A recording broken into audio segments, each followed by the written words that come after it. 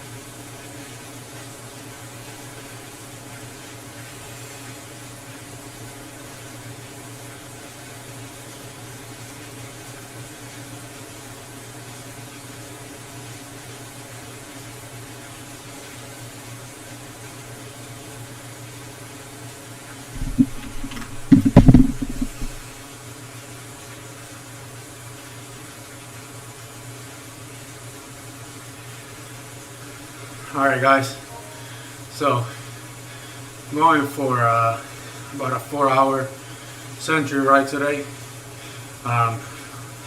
Weather's pretty bad outside, so decided to just stay indoors and do it here and do a live stream of it.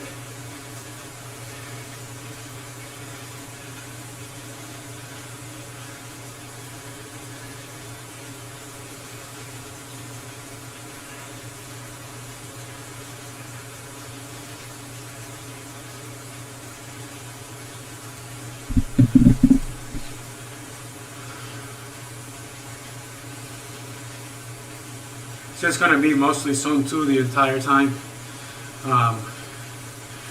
Just putting those base miles in. That's the name of the game today.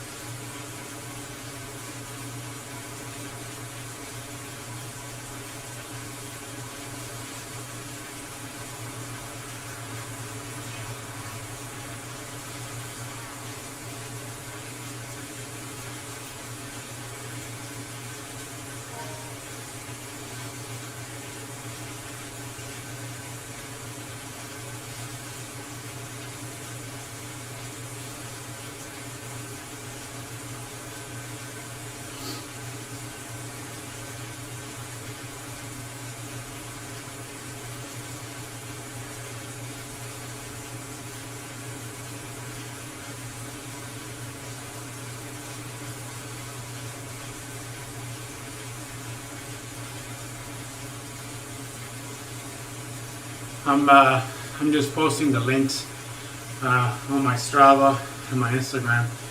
See if somebody wants to, anybody wants to join.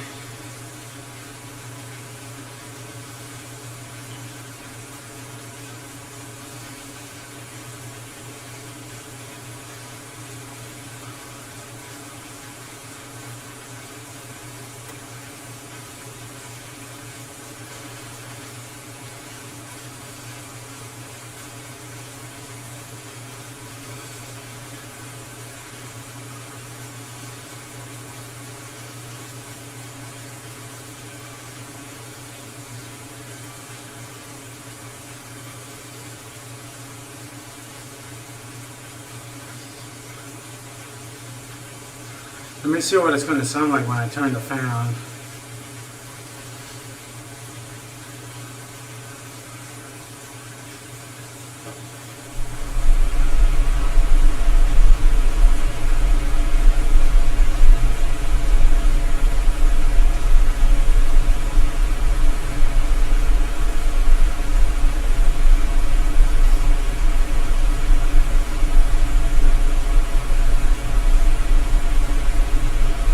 Oh man, that's pretty loud.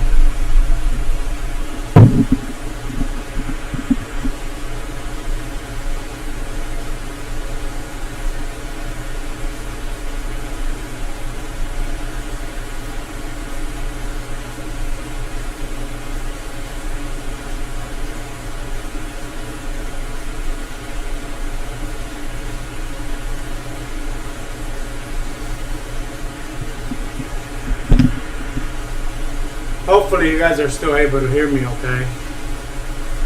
I got the fan going and the noise of the trainer itself, but hopefully you guys can hear me.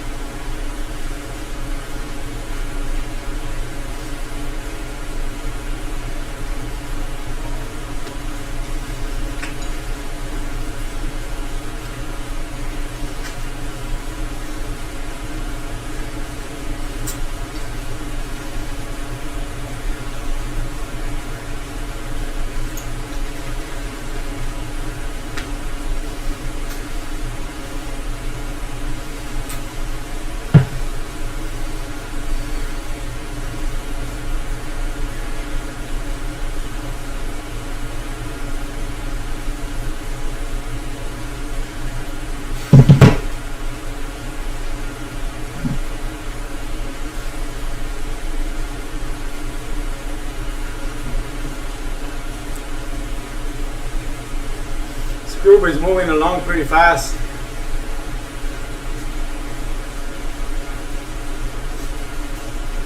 Actually 3 seconds ahead of my PR.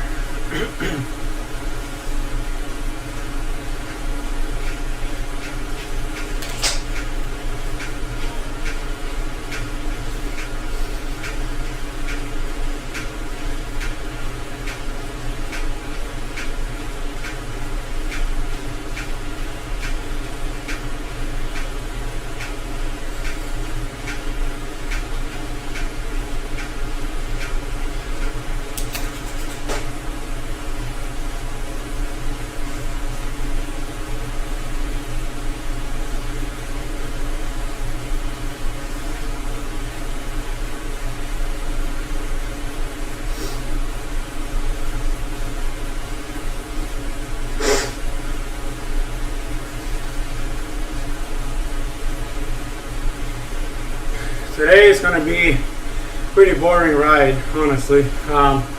It's just kind of to test the setup because I want to live stream a couple of Zwift races pretty soon, so that's why I'm doing this today. Making sure everything works fine, the mic, the webcam or the camera.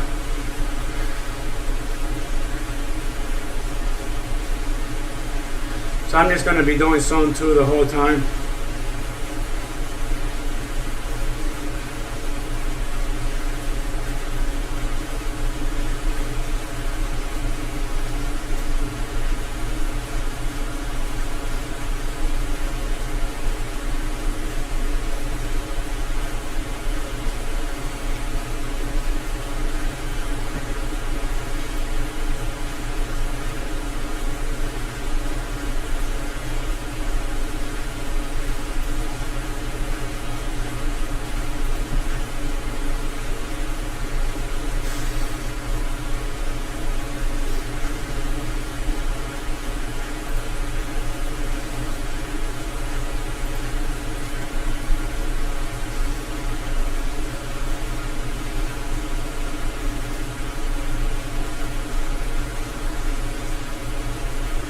Yeah, like I said, we're moving along pretty fast.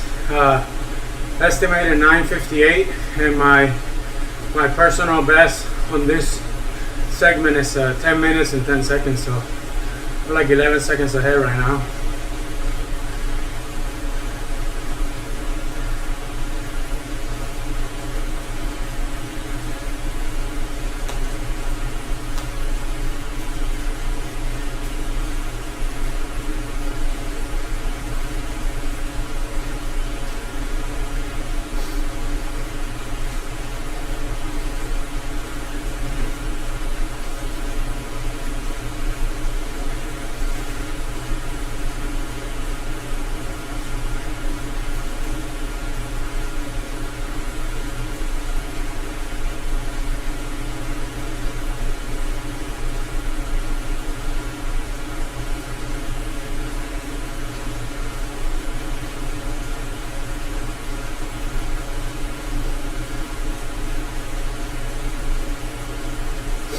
For you guys that don't know what Zwift is, that don't really cycle, you'll see right above my camera, you'll see my cadence in RPMs, my heart rate, which is 157 right now, and then you'll see the power that I'm putting out. Now, all these people that you see on the screen, they are real persons, they're real people, just like me, at their house, on their Zwift setup, pedaling, and then the power that you put on the pedals is how fast you go.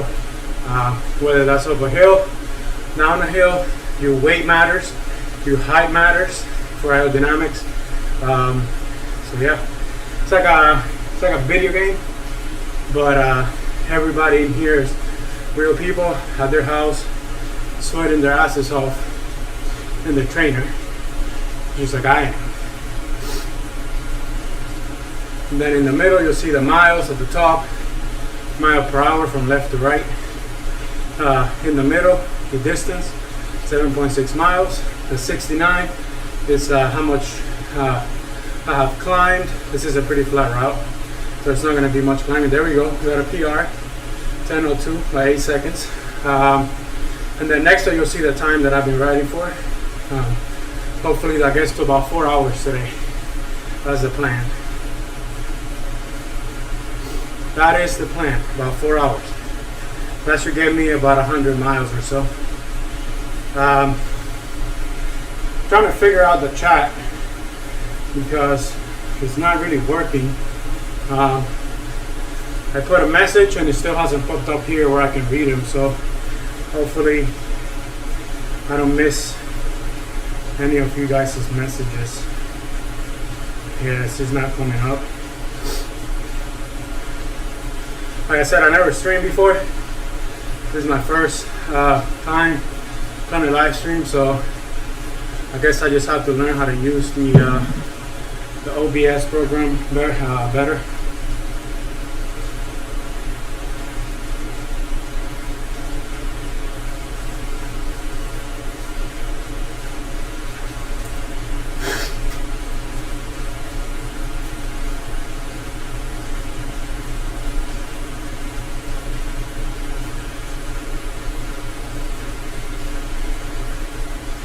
Like I said, this is a Zone 2 base ride. I'm trying to stick around between 215 and 225. Now obviously you'll see it go up into the 30s or below that, but my idea is to stick between 215 and 225. That's sort of my aerobic base.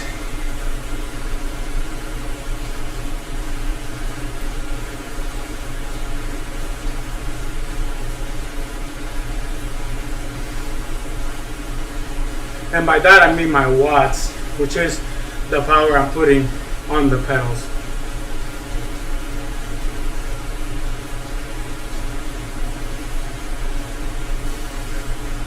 There we go. We're going for another PR.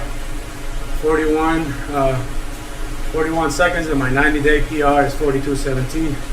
So this group is moving along pretty well. Says we're going about 27 miles an hour. Virtually. I'm obviously not moving at all.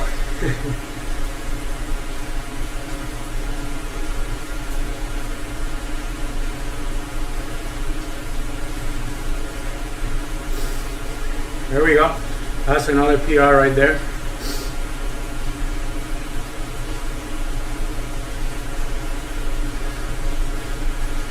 Now I'm trying to keep my cadence around 80s.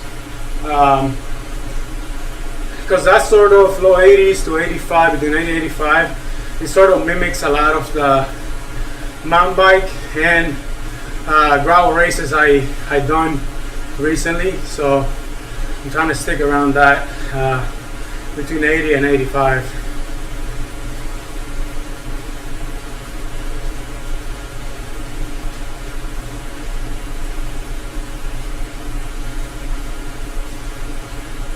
Heart rate is actually pretty high for the power I'm doing right now, but I am fresh this week.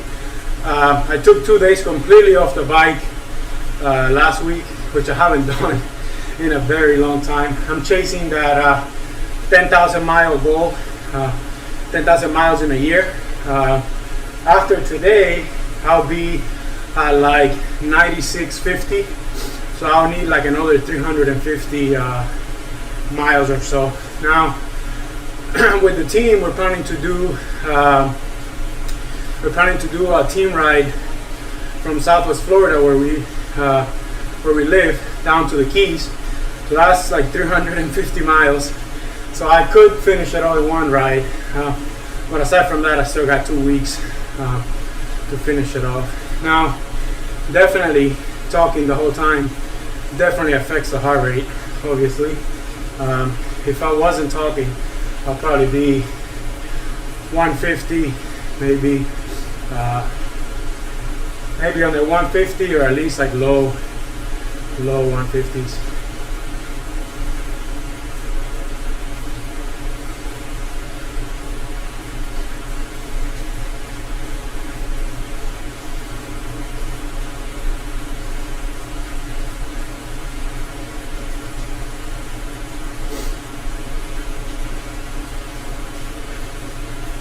trying to share, keep sharing the podcast. Alright, sorry, sorry, not the podcast, the live stream. It's definitely not a podcast. You know, that would be so funny if somebody actually did a podcast while they're sweating or doing zone 2 on their trainers. That would be pretty cool, because you can say a couple words in a sentence, then you have to breathe and then talk again. That's sort of what they say, how you know you're in zone 2. But yeah, it'll be pretty funny if somebody does do a podcast on their doing zone 2 on their trainer. That'll be really funny.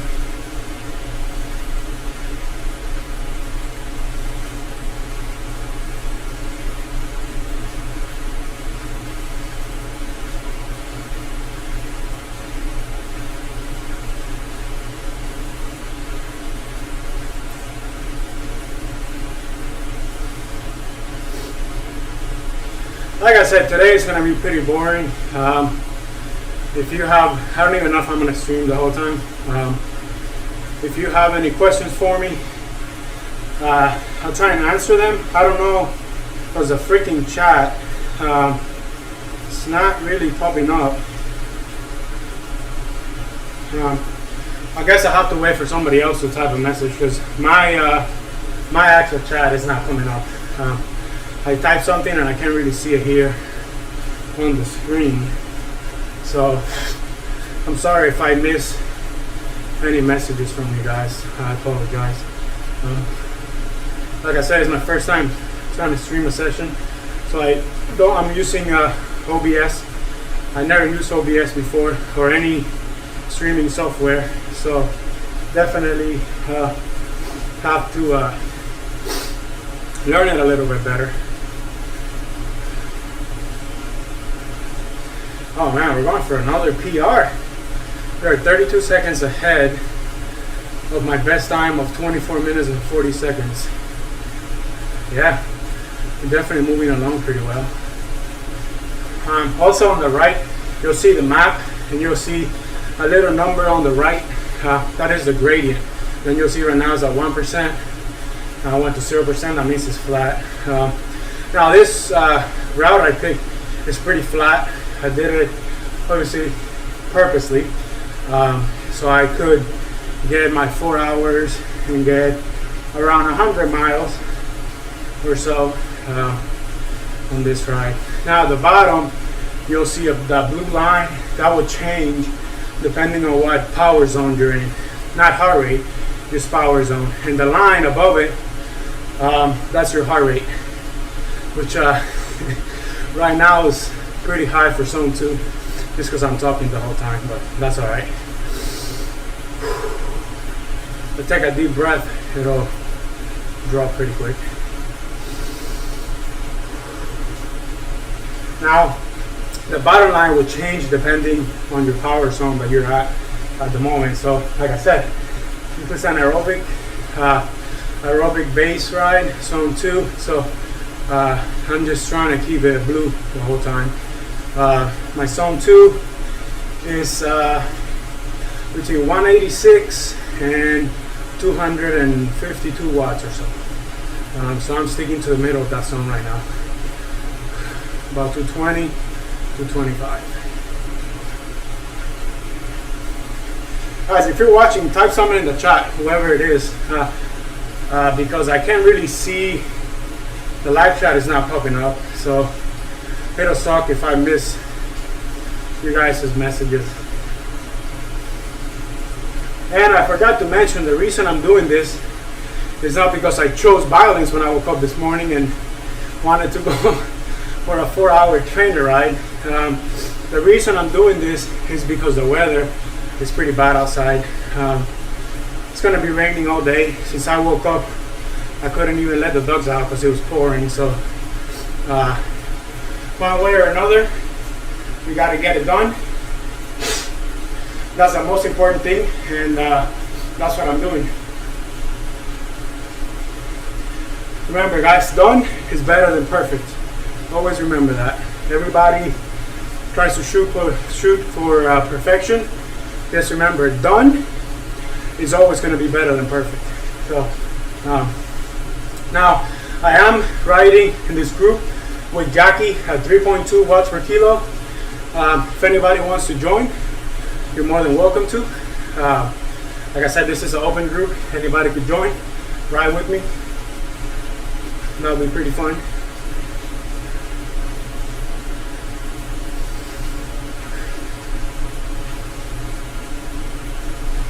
Yeah, definitely moving along pretty well. At 13 miles in 30 minutes. That's like over 25 miles an hour average right now. Now, obviously, that would have been a lot harder if I was riding on my own. Like I said, this is a video game, but it's pretty sophisticated. Like I said, your weight matters, your height matters for aerodynamics. There's like pack dynamics, that's what they call it. Once you're in a pack like I am right now, there's drafting, so it is a lot easier for me to stay in the middle of this pack right now. Then you'll see, if I go to the front and get on the wind, obviously you don't know what the wind is or anything like that. That's all algorithms in the game. But as soon as you touch the front, you can see my speed came down a lot. Still doing the same power, and I'm moving backwards until I get in the middle of the pack again and sort of get up to speed.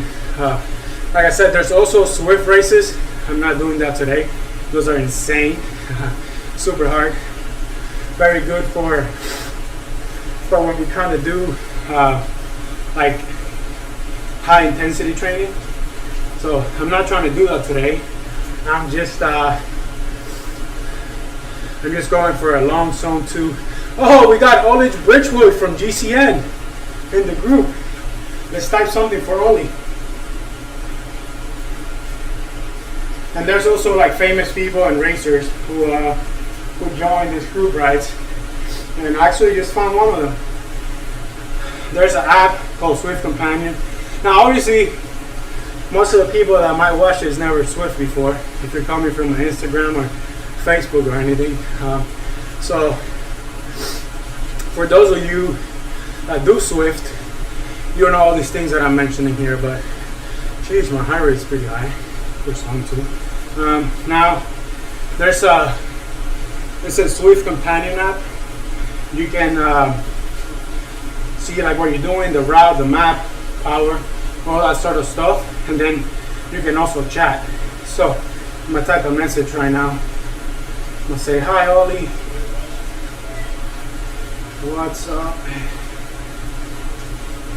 And then you'll see it right here come up at the bottom next to my name. Let's see if he says anything. Let's see, is it still there? Should still be there. Now people also have check marks, like they're actually verified, so that's how I know that's Ollie. Yeah, I see him, he's still there. Olich Bridgewood, GCN. What's up? I already let him out this morning. Yeah, he got all wet.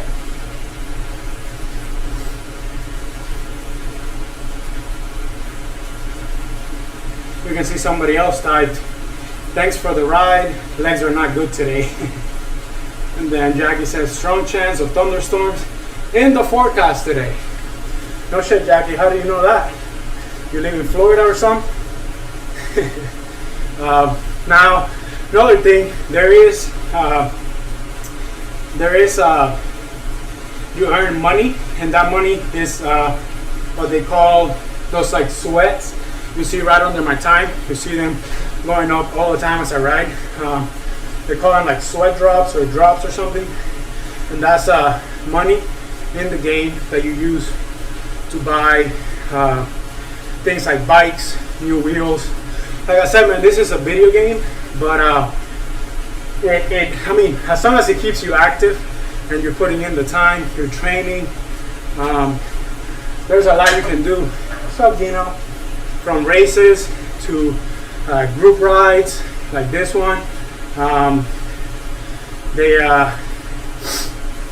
They have workouts that you can do, and yeah, man, anybody that wants to get fit, wants to train, this is definitely the way to go.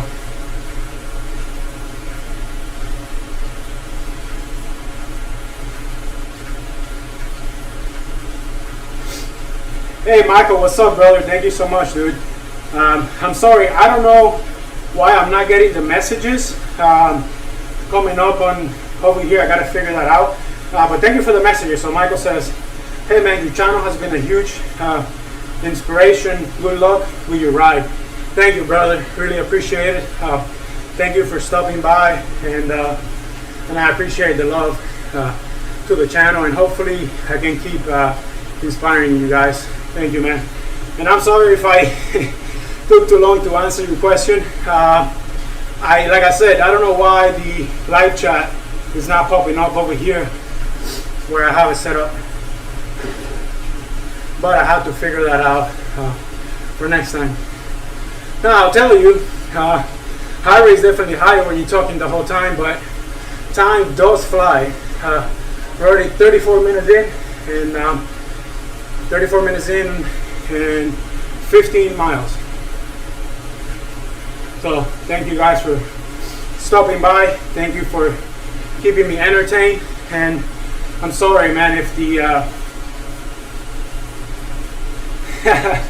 thanks, Eric.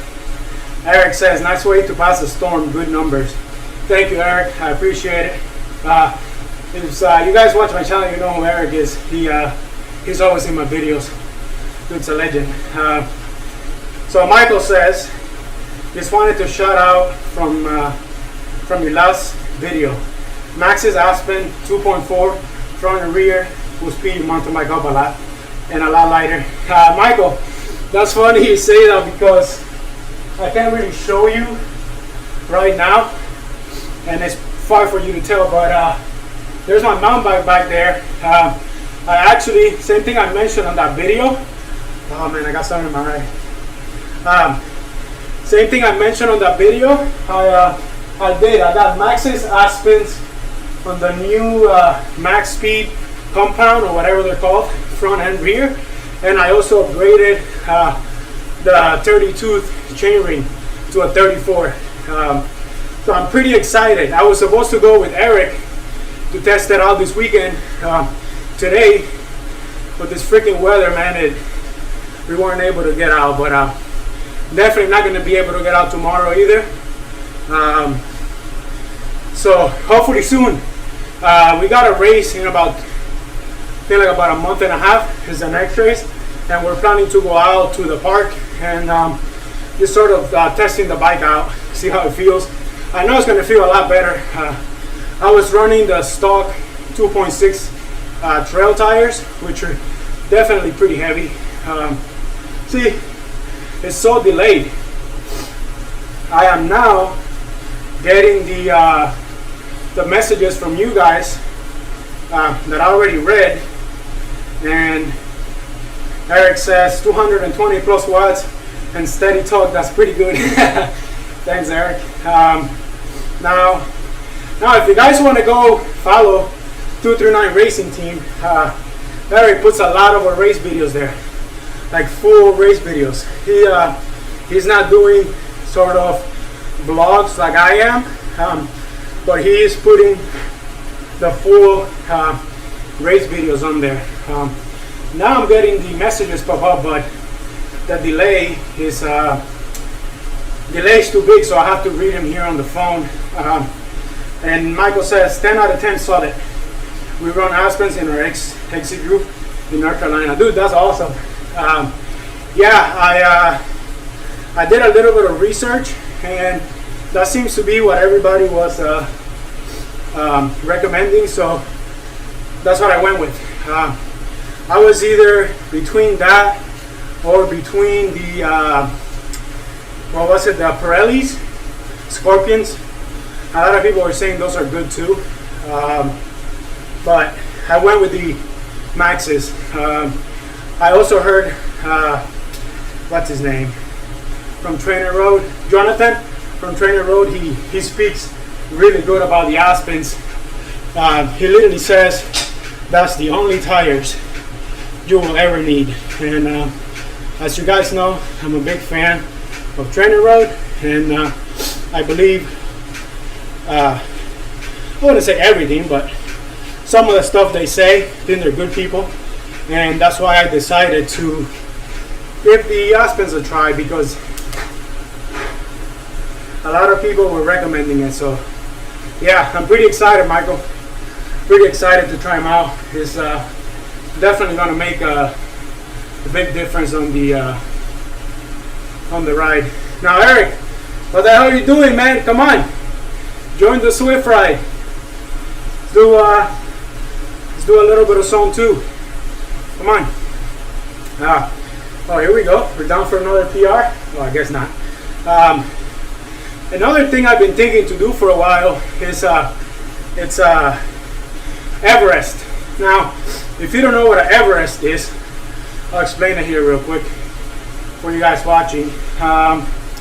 Everest is climbing the distance of Everest in one ride, which is like 8,000 whatever meters. I forgot what it is in feet. Like 30,000 feet or something in one ride, and you have to use the same climb, up and down, up and down. So obviously I'll never be able to do that because I live in Florida. We don't have a climb big enough for that. So I'm thinking about doing it in Zwift, and I might stream it. That's another reason why I'm testing this. I mean, I'm pretty excited. This whole streaming thing excites me. So I want to stream like Zwift races and a lot more stuff. Now, I want to try and do that Everest, and that's probably going to take me, I don't know, 12, 13, 14, 15 hours on the trainer. Now, that's going to be like nothing I ever done before. But I mean, I am down to do it. I'm down for the challenge, and I might be streaming it as well. Got Max in the background. Hey, buddy. You wanna come say hi to the stream? No? All right. He's pretty upset that he can't go out because it's raining. He loves being outside. Well, yeah. I would love to do that Everest and sort of stream it. I don't know when I'm doing it. Obviously, it cannot be in season. It has a massive effort. So if I'm going to do it, it's probably going to be soon, to be honest. So I'll definitely make a post about it and let everybody know. But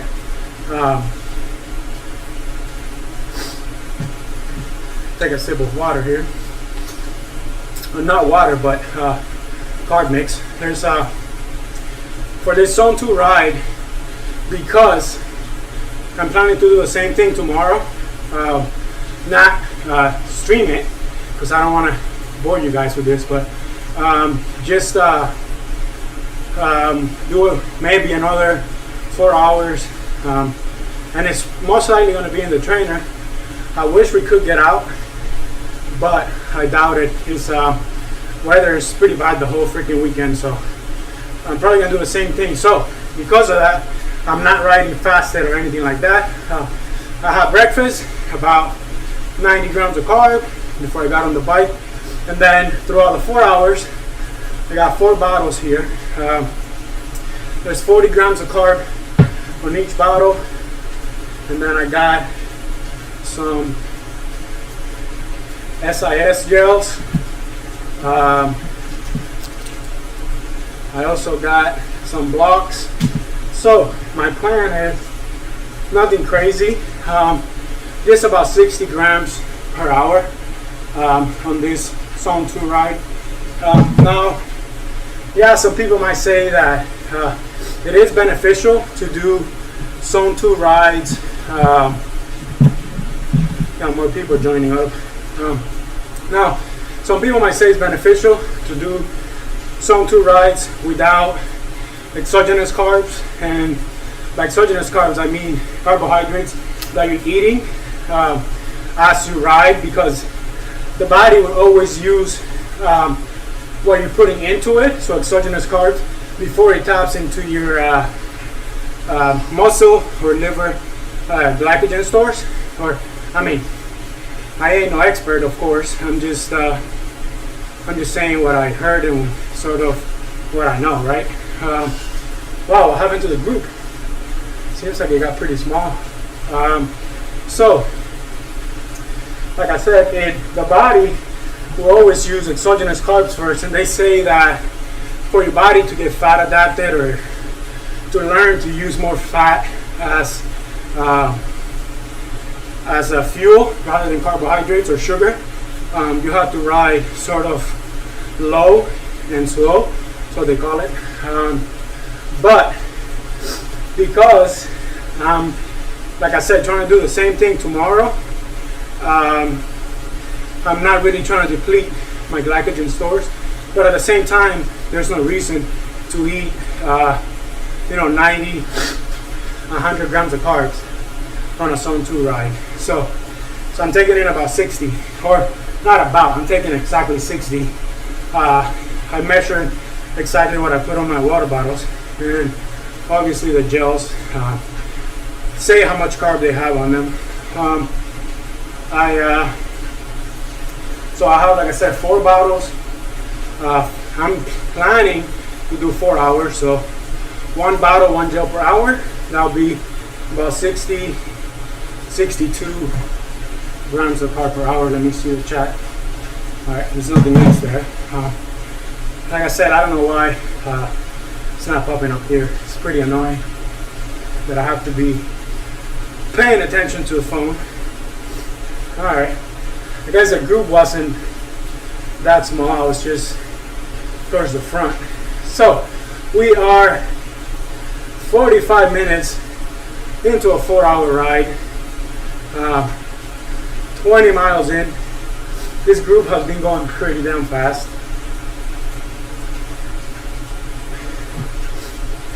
Probably averaging like 25 miles an hour. Oh, didn't use my power up. Now, if you didn't know, when you get to the little arch, if you use your power up, before you get to it, you will get the new power up. Or you should, yeah, you see that? You see it's blinking, and then boom, I got the new one now. If you were to miss it and not use it, then you wouldn't get the next power up. All right, so we got another message from Michael. Thank you, Brent. I appreciate you hanging out with me and making the time go by a little bit faster here. So Michael says, always way to stay busy. I'm going to try the Rafa Festi 500 this year, 500 kilometers, December 24th, 31st, and the official holiday Zwift on those are 460 group rides. The New Year Eve weekend. It's 34 degrees here. I'm about to get up to do a 70-mile ride outside. You are absolutely crazy, man. 34 degrees for us Florida boys. No way, dude. You will not get me out of the house. You will probably not get me out of bed, to be to be honest, man. That is way too cold, man. Way too cold. Now, your other question, or I guess question or comment, I am also doing the Rafa 500. Still working on the details.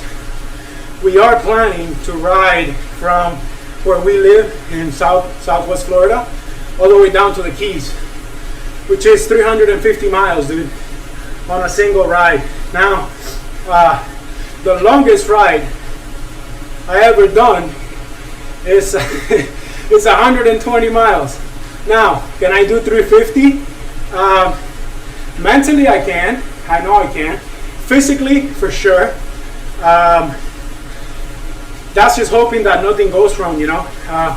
Flats or bike mechanicals, all that sort of stuff. And this is all going to be unsupported. It's just going to be me, the bike, and a couple of guys from the team. Now, I'm still working on the details, but hopefully it does happen. I love challenges like that. That'll be incredible. That'll be a lot of fun. So yeah, man. But you are crazy. 34, 34 degrees. No freaking shot, man. Yeah, but I mean, it's so it might be cold. When they did it last year, it was like in the 40s, which is already way too cold for me. I'm gonna be honest. I don't own a single winter gear, man. I don't have a jacket. I don't even know what they're called, to be honest. I don't have any winter gear at all. So yeah, and we'll probably do it at like a steady zone 2 pace. The more of us, the better, because we'll just do our pull, rotate, and whoever sort of feeling stronger at the time can you sort of stay in the front a little bit longer, things like that. Now, I'm just saying this here, sitting on my trainer, right? But I've never done anything like it. This is what, like more than twice the longest ride I ever done. So yeah, I'm excited. Hopefully it happens. Yeah, I don't know how it's gonna go, but if I do end up doing it, there'll definitely be definitely a YouTube video about it on the channel. It'll be a lot of fun. So as of right now, it is on. Unfortunately, for them it's on. For me, I'm not sure because I'm on call that weekend for work. So I've been trying to get somebody to cover for me, and if somebody does, then I'll be good to go. But as of right now, it's not really happening for me, but hopefully. But yeah, man, 34 degrees, absolutely not. I was up in Georgia in September for Six Guy. That was my first time up there, first time riding in the mountains, and it was amazing. It was a lot of fun. Now, unfortunately, I got sick the night before and didn't really have what I thought could have been. I mean, I definitely had a good time. By a good time, I don't mean fun, because we all know that's type 2 fun, 103 miles and 12,000 feet of climbing. By a good time, I mean the time that I did 6 capping, which was under 5 hours and 25. Now, I got sick the night before. I was throwing up, couldn't really eat breakfast the morning of. So I know that definitely hindered my performance the next day. I was bunking halfway on the ride. I got dropped from a group, from the second group on the flats, which was insane. Not even in a climb, but yeah, I was bunking. I just started eating everything in my pockets, all the gels, everything I had, and after that, I got caught by another group, started feeling a little bit better. I went solo from that group and stopped at an aid station, the only one I stopped at. Had a sip of water and a Coke, stopped for like 30 seconds, and then kept going from there. So I did it in 5:25. Now, that morning, dude, it was only like 50, and I did not want to get out on the bike. I was not looking forward to getting out on the bike at all. Now, obviously, once you're in the middle of the event, middle of the race, you start warming up, then, you know, everything starts feeling better. But I'm not a fan of the cold weather, man. Not gonna lie. If it was 30-some degrees here, you will probably not even see me in the trainer right now. I'll probably still be in bed or playing video games, or I don't know what I'll be doing, but definitely not in the trainer.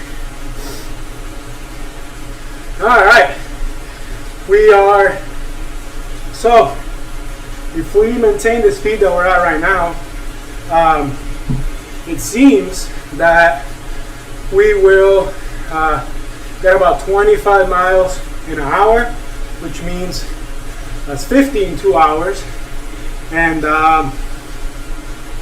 yeah, that means I'll get to my 100 miles in my 4-hour goal, which will be pretty good. Maybe even under 4 hours, but my goal is not distance. It's not distance, it's just getting to the 4 hours. Now, gear does make all the difference. I got some Castelli stuff that's windproof. Oh yeah, dude, I know it has to, because when I haven't experienced it myself. But when I watch those guys out in the freaking snow, that is ridiculous, man. That is ridiculous.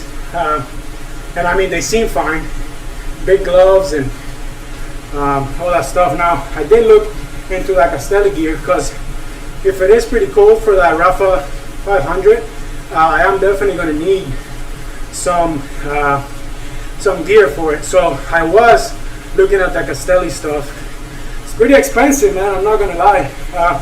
Especially for for us here in Florida. We don't really, we only use it like once or twice a year, so spending, I guess it is worth it if you do have it when you need it, sort of thing. But I mean, for us here in Florida, we'll probably use it like twice a year, 3 times a year. Yeah. So Eric says, with so many, got this hard on the way, with so many different categories in mountain bike, gravel, road, what are your big plans for the 2024 season? Well, that's a really good question. So definitely plan on doing a lot more mountain bike races. I really enjoy the tour that we done, me and Eric. Super fun, so different. I feel like it suits me really well, or I guess it's just my fitness level now. It's pretty good. So those like punchy, short efforts, and then suit me pretty well. But at the same time, I wish they were a little bit longer, or at least the category I'm racing right now. It's they're pretty short, but I have a lot of fitness, or I have good fitness, but I don't have the mountain biking skills to keep up with the fast guys. So it doesn't matter how fit you are, if you don't have the technical skills and trail skills, you're not going to keep up with them. So definitely doing more, practicing more, and doing more races from the coming year. Gravel, that's a big thing, because so I feel like gravel will be #1 priority next year. I don't want to say this because I might upset a couple people, but mountain biking might be second, and road racing might step down to third. I don't know. We'll see. But like I said, gravel definitely will be #1. I'm trying to do the Lifetime Grand Prix stuff. I'm really excited for that. I signed up for SBT Gravel. I already got the confirmation back, so I am going to Colorado in I think it's August. Yeah, pretty sure it's August. I'm going to Colorado, so I'm super excited for that. I also already signed up for Leadville, which is a mountain bike race, and I really hope that I get picked, because that way I'll be able to do both races are like back to back. Which will make it really hard. Leadville is insane. It's a 103-mile mountain bike race with like 12,000 feet of climbing at really high elevation, which, as we all know, it really affects your power output and all that sort of stuff. I never even been to altitude. I'm from Florida. We're at sea level here. So I don't know how I would feel up there, but it doesn't matter. I'm excited to get it done. Hopefully I get picked, and then I'll definitely have those two as A races. And I'm also waiting. Now that confirmation doesn't come out to January 8th, if I did get picked or not. And then I'm waiting for Leadville. That's going to be a crazy race. 200 miles, probably like a 10-hour day. Gotta have a gel. Been riding for an hour now. Leadville is going to be a crazy ass race. It's 200 miles. Probably like a 10, 11, 12-hour day. Wow. This gel is pretty damn good. I don't know if you can see it. Salted strawberry from SIS. So yeah, I'm definitely going to prioritize the Lifetime Grand Prix stuff if I get picked for a couple more. And then I really want to do the Florida State Gravel again next year for sure.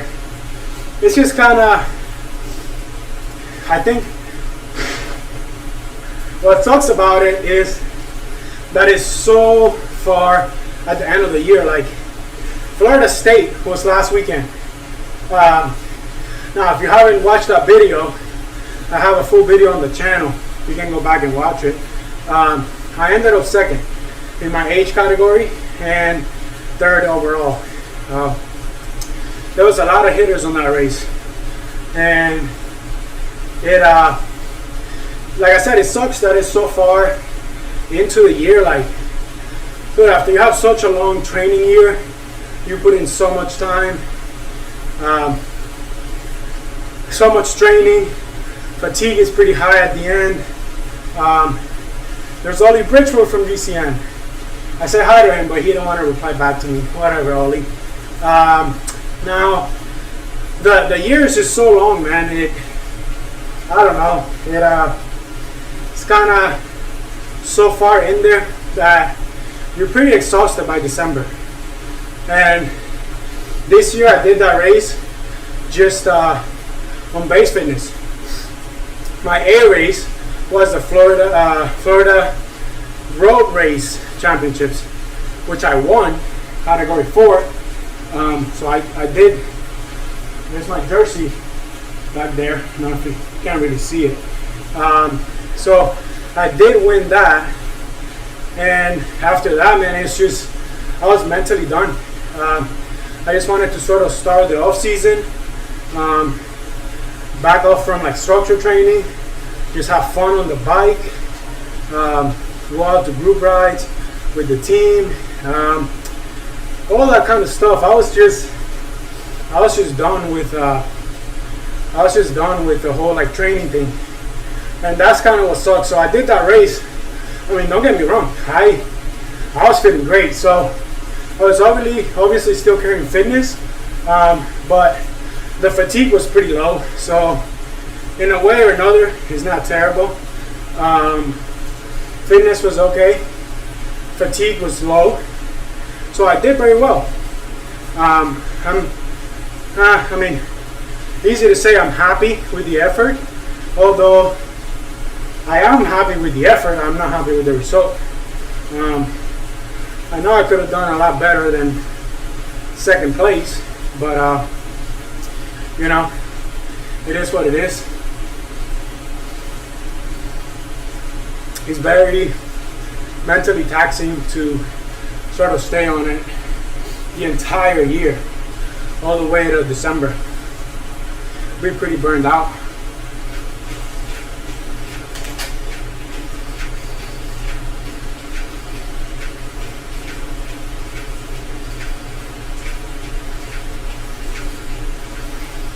So for the past, so that race was in October, sort of mid-October. I think it was like the 14th or 15th or something. And after that, I just sort of just didn't do any more structure training.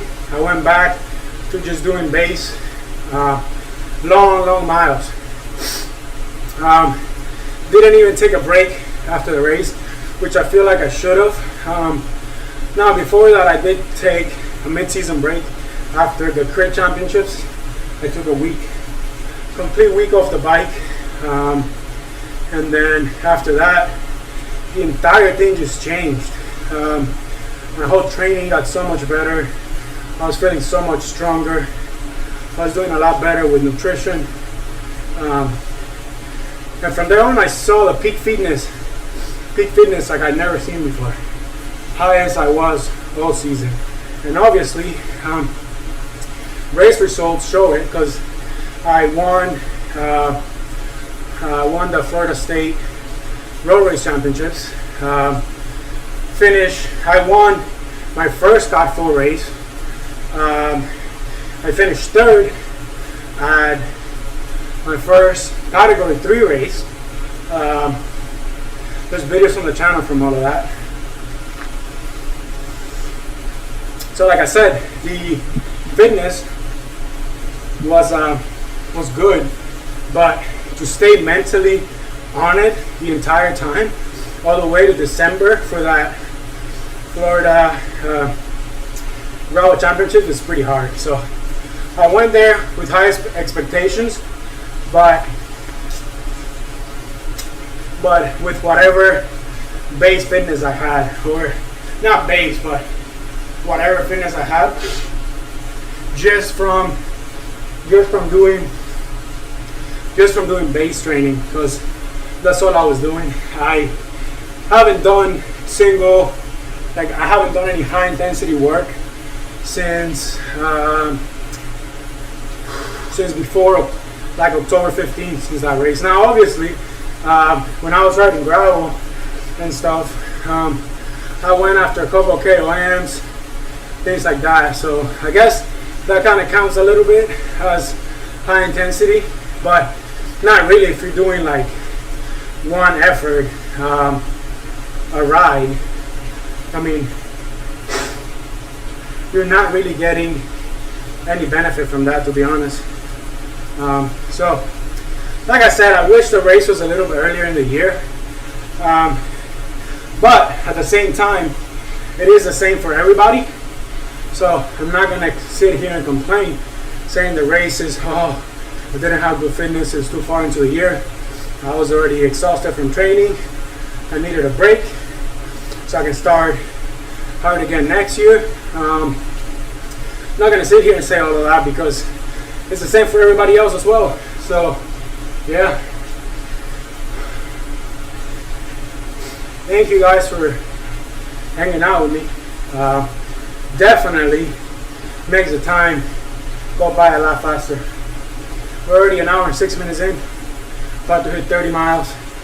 Really good, really good.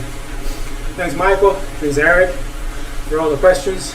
Now you are getting the long answer to every question that you put on the chat, because I have to be here on the bike for 4 hours. So keep that in mind. Whatever, let me use my power up. Whatever question you ask, you're getting the long answer, because I got a lot of time to burn. It's not a PR? No. Oh yeah, it was a PR. I think. Maybe not. I don't know.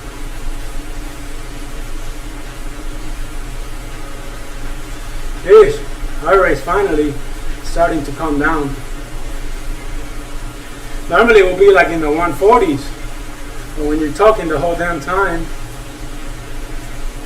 definitely affects your heart rate. Our average has to be over 156 average, but the power is exactly where it needs to be, 224. I'm shooting between 215, 225, so we are on the higher end right now, which is fine.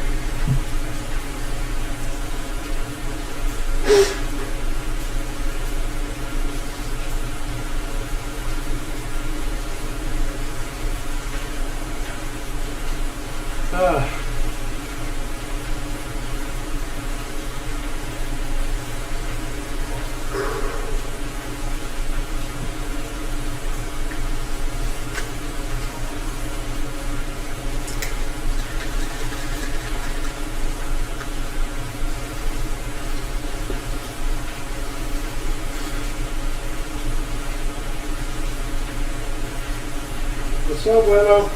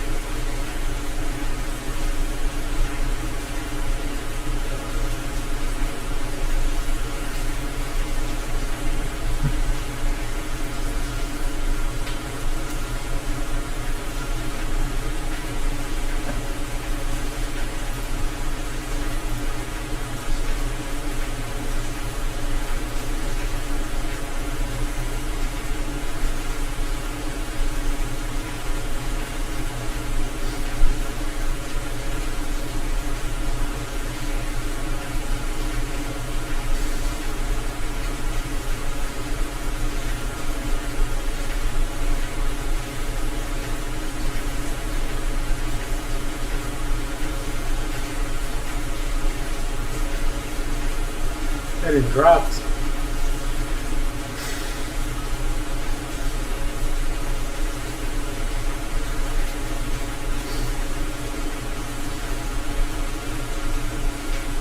Biggest thing with indoor cycling, you have to get up and get out of the saddle once in a while because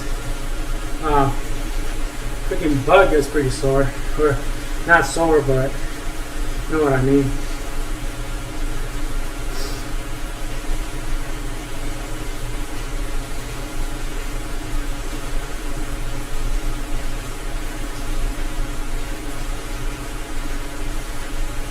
Looks like we're going for another PR, and it's pretty close. Let's see if Ollie said anything. Freaking Bridgewood, I want to talk to you.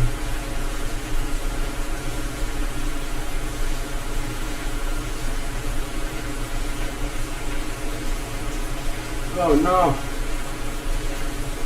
They dropped me, so I lost my multiplier.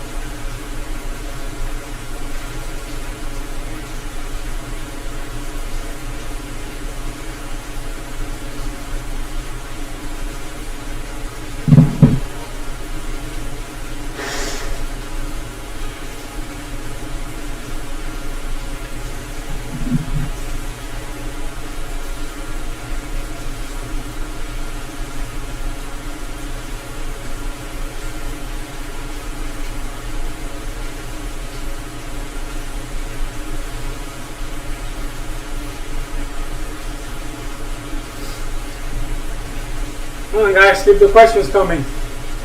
The way the time goes by faster. But whatever comment you got, it don't matter. If it's bike related, if it's not bike related, doesn't matter. Makes the time go by faster.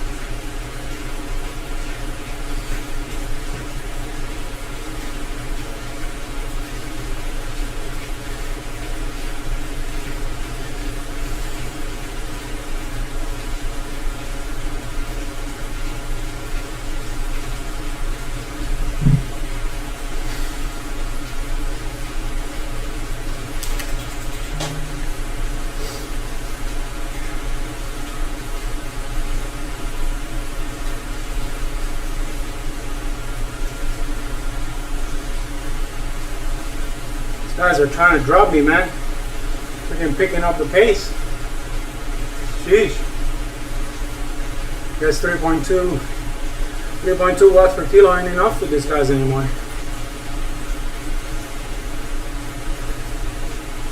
I'm literally at the back of the group right now.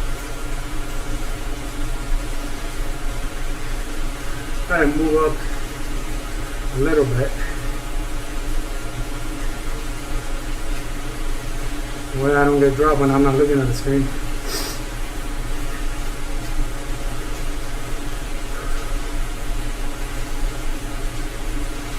So, plan for today, like I said, it's just a 4-hour ride. I am on Zwift, just a video game, if you want to call it that, but everybody that you're seeing on the screen, the real people at their house,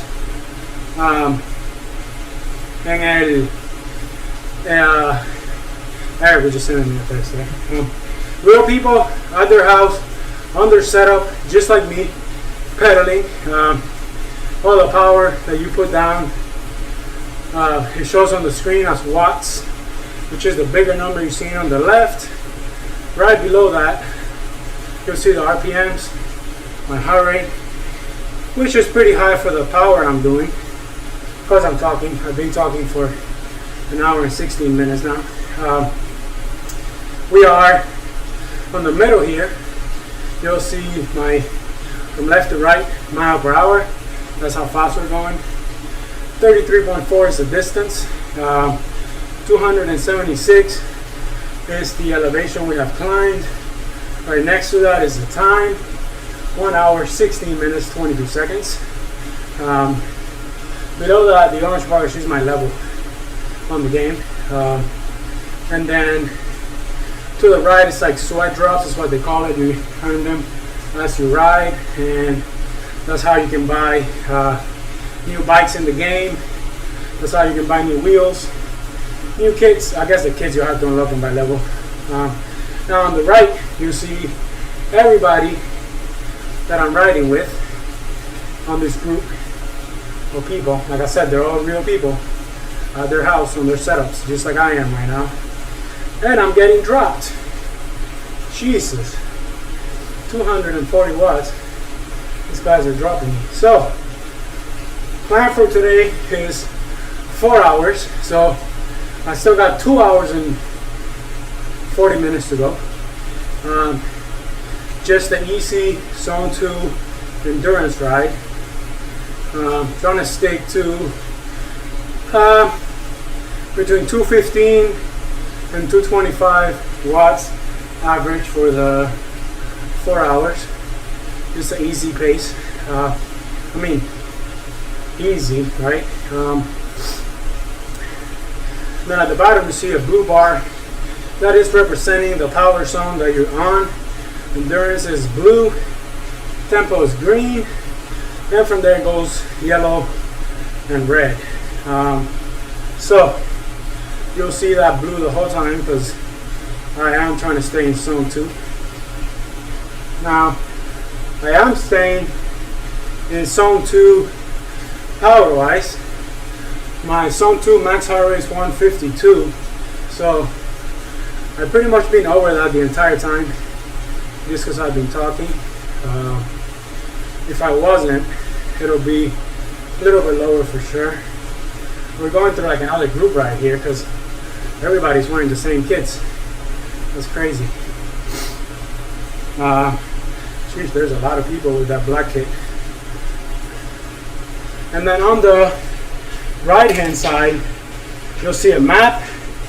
And then on the right of the map, you'll see a number, percentage. That's the grade. So right now it's -1. The -1 which means we are going downhill. We're only at 1%. Now you'll see it go positive and change color as we go uphill.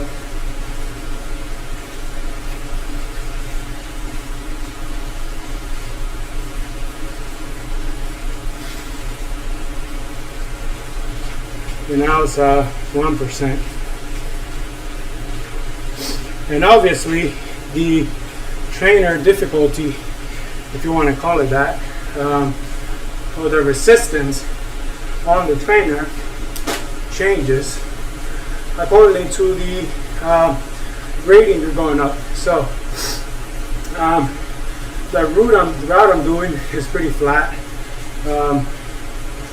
but if I was doing different route with a lot of climbing, the resistance on the trainer, because it's a smart trainer, resistance on the trainer changes and it gets harder as you're going up the hill, sort of mimicking like right now. Well, it was only at 1%, but you can tell the difference on the how the trainer feels when you're going up something steep.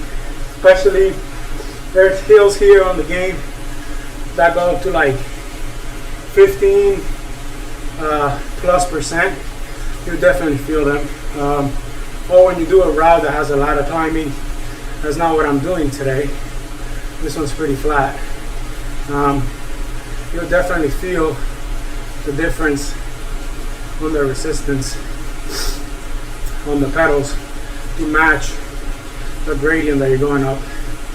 We're passing another group, but it looks like the same group, or I don't know why these people are all wearing the same kit.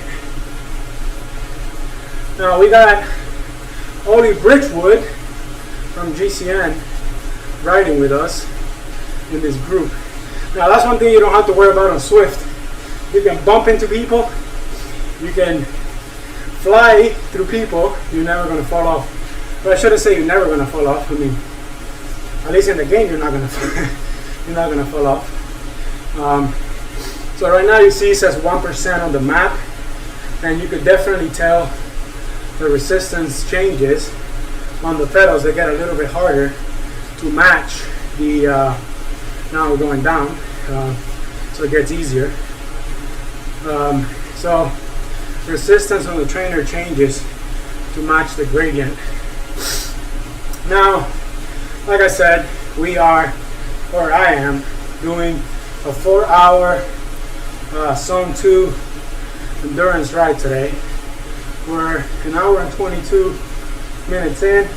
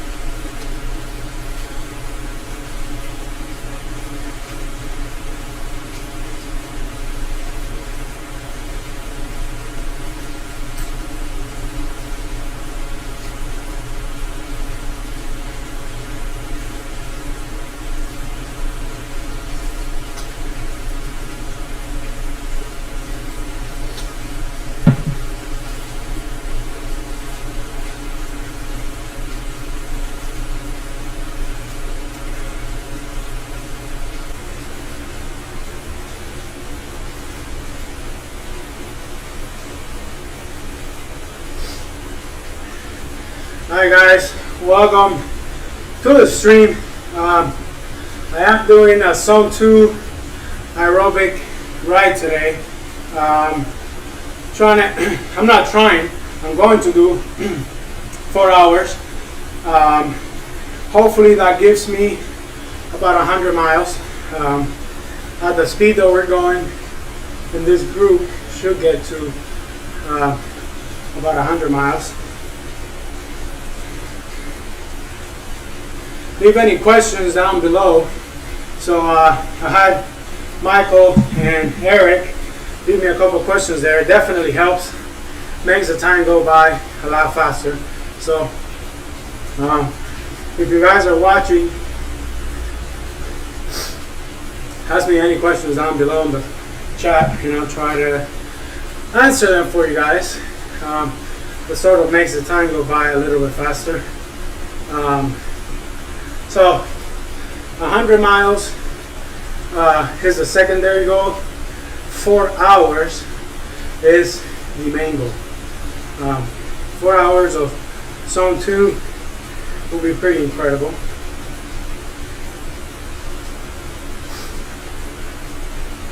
So if you're watching, thank you. Leave any questions or comments or whatever in the chat, and I will give you guys a long answer because, like I said, we got a lot of time. So we got 2.5 hours left of riding. I'm only an hour and a half in, so yeah, got plenty of time. So you'll get the long answer for any questions asked on the chat. We're 38 miles in, almost 40 miles. Almost an hour and a half.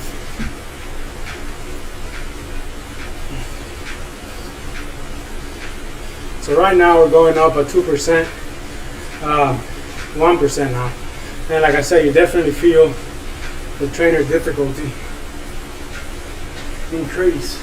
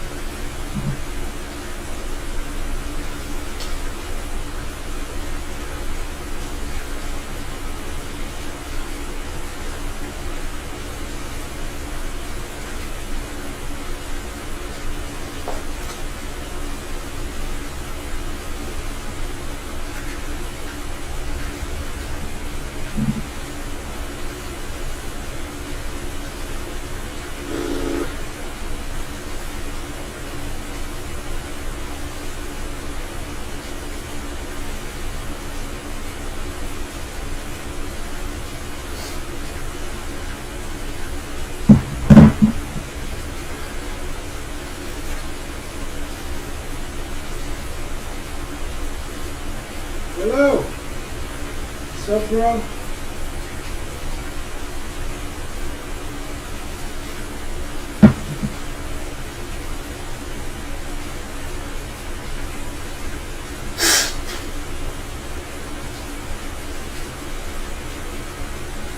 Yo, what's up, bro?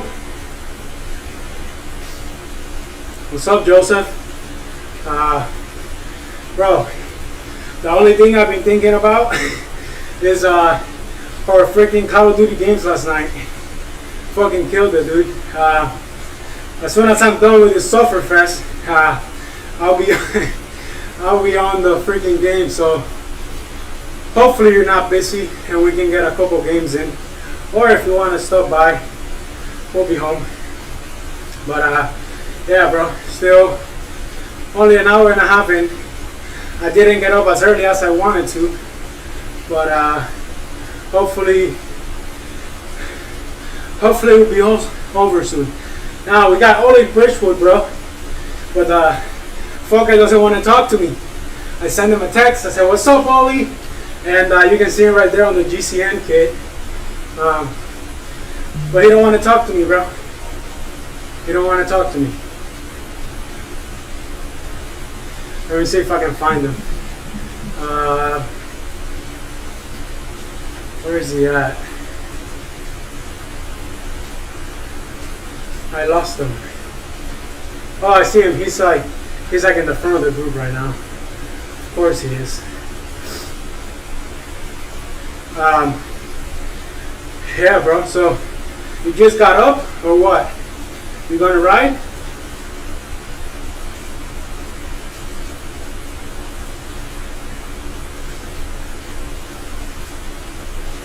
Where's Ollie?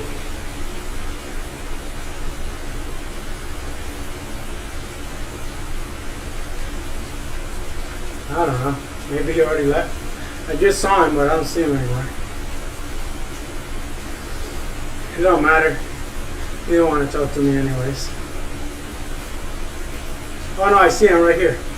He's right in front of me. Or to the right of the guy with the green kit. Let me get next one. See that little check mark? Ollie Bridgewood, GCN. Right there with the GCN kit. Oh, you're at the gym? Nice, bro. That's what's up. That's what's up, bro. I'm trying to go for 100 miles, but mainly 4 hours. Whatever miles that gives me should be, let's see. So I'm at 40 miles, hour and a half. So 3 hours should give me 80. Yeah, and then 4 hours, 20. So I should be 4 hours, hopefully a little bit over 100 miles.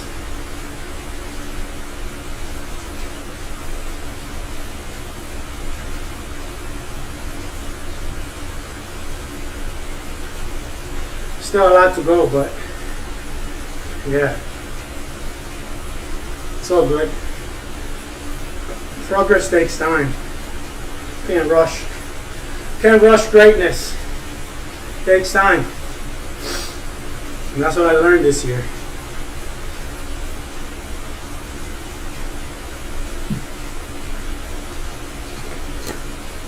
So, one bottle, one gel done. That's 60 grams. 60 grams of carb. Now we'll get into second bottle.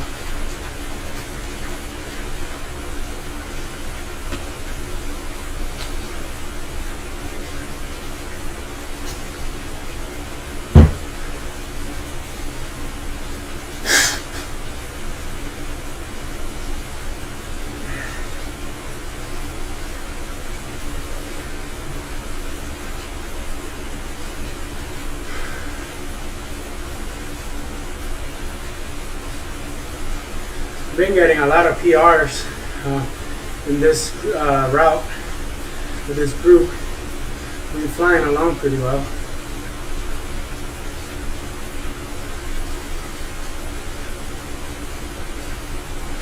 Love your hairstyle, Ollie. Think it was made just for you.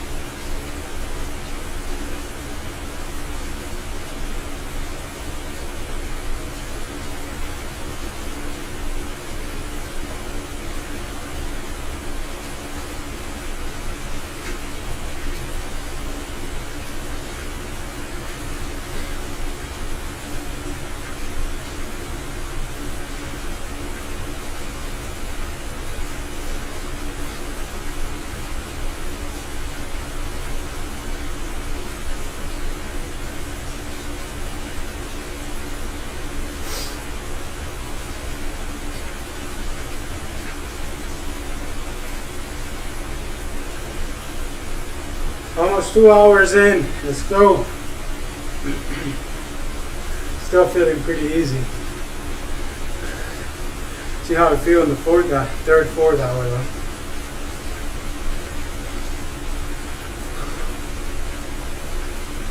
Trying to average about 225 or between 215 and 225. That's sort of my zone 2. Or middle of my zone 2.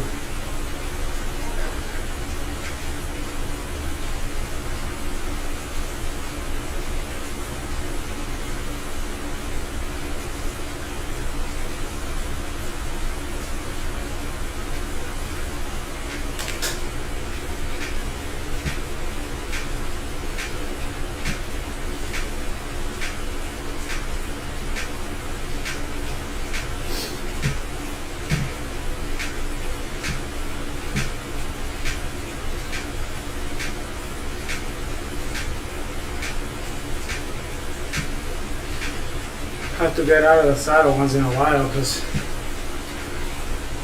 gotta give your butt a break.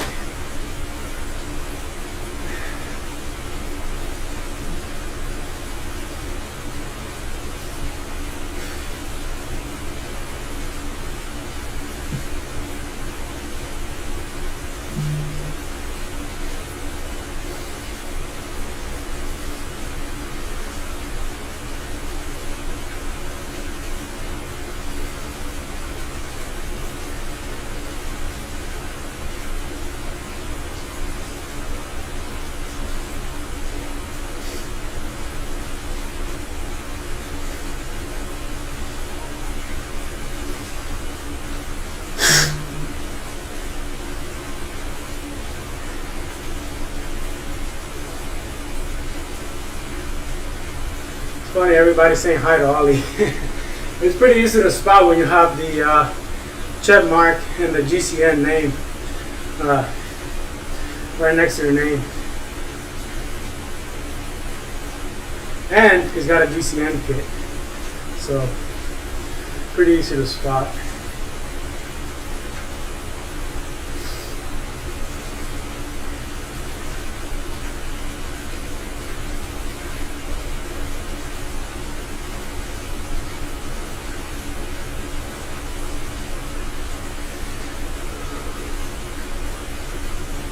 Come on, Jackie, don't get dropped. Get on my wheel, Jackie. Or Jackis, whatever the hell her name is.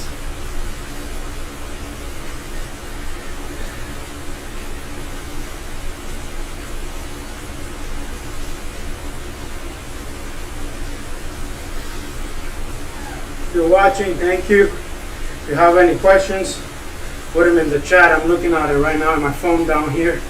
I had a couple questions earlier. Definitely makes the time fly.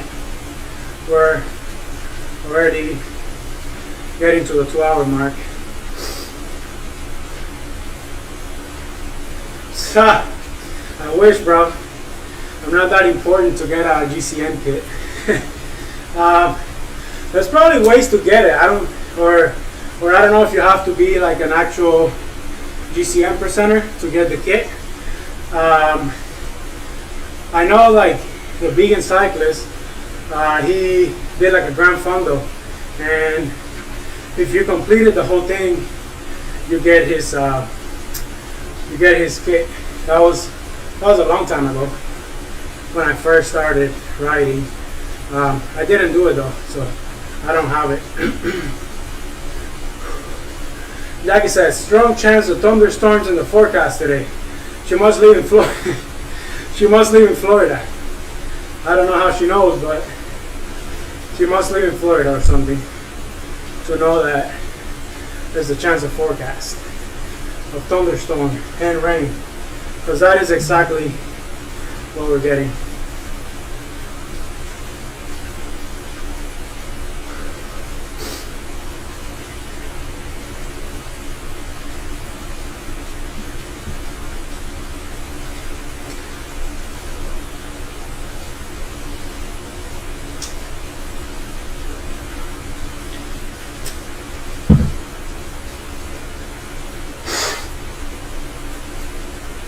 So how long are you going to be in the gym for, bro?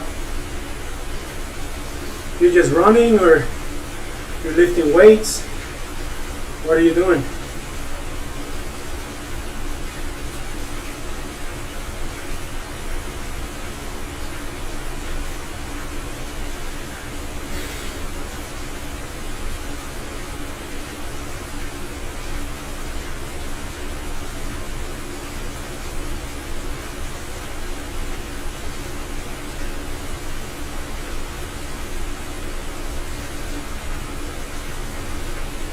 Trying to do a 10K? 10K today, or are you trying to get in shape to race a 10K? Or are you trying to do 10K today? 10K is what, like 5 miles? Or no? I think 10K is, I don't even know, 6 miles? I'm not sure. Freaking bitch. Just stuck on the saddle.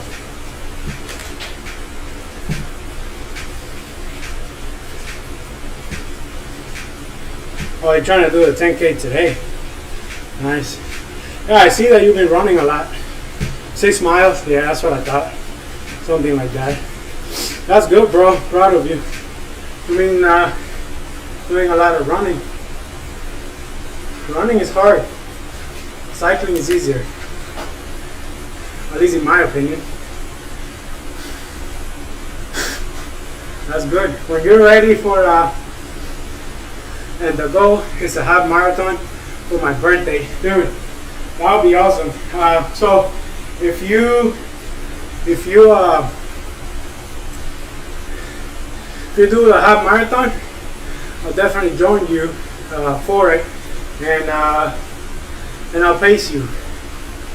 I'll do it with you at whatever your pace is. That'll be really fun, bro. That'll be really fun. I know they do like 10Ks and all that stuff in Disney. I know that's where you'll probably be doing it at. You're always at Disney. But I know they do them there.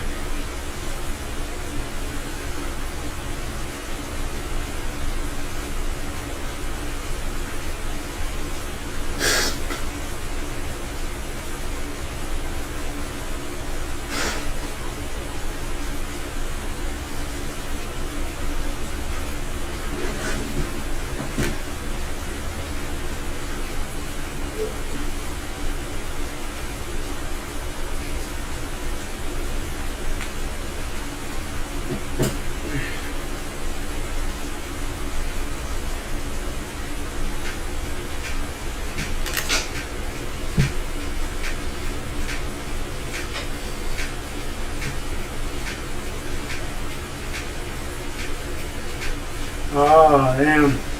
That sucks.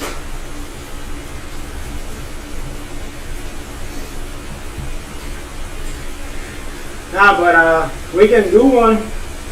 We can do one before 2025. You can sign up for that one later for next year. But we should definitely do one for your birthday this year. That would be really fun, dude. I'll definitely join you for it. And then we'll do it together. It'll be my first one as well because I never done any running race or any type of distance.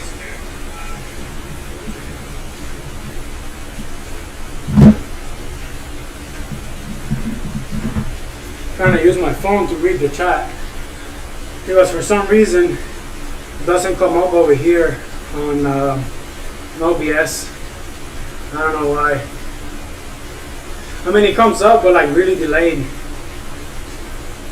But I wanted to ride, but indoors. My family was asleep, so they don't want to make noise, and the weather is so bad to ride outside. Yeah, that's why I'm riding inside too.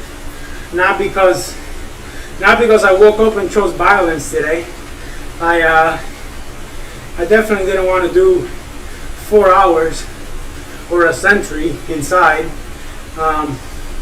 But like you said, the weather was pretty bad. So when you gotta get it done, getting it done is what's most important, bro. So the fact that you woke up and you went out to the gym, that's what matters, dude. That's progress right there. And for me,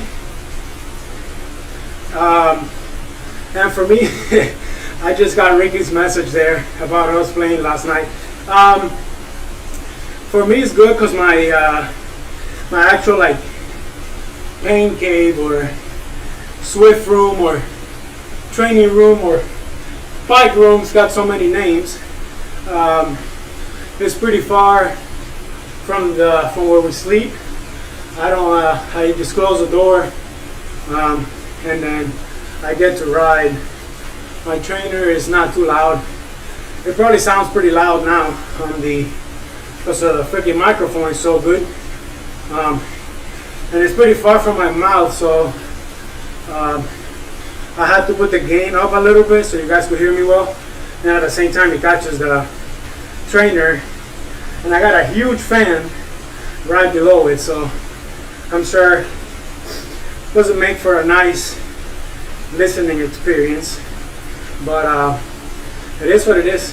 But yeah, man, it'll be really fun if you can do that half marathon for your birthday. That'll be incredible. If you do it, count me in. I'll definitely do it with you. If it doesn't fall on a date that I got a big race or anything like that, I'll definitely do it with you.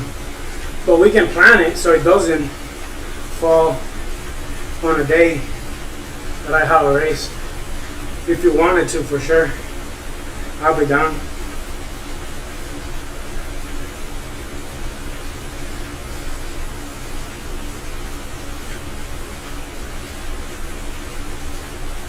I really wanted to ride the mountain bike today or tomorrow.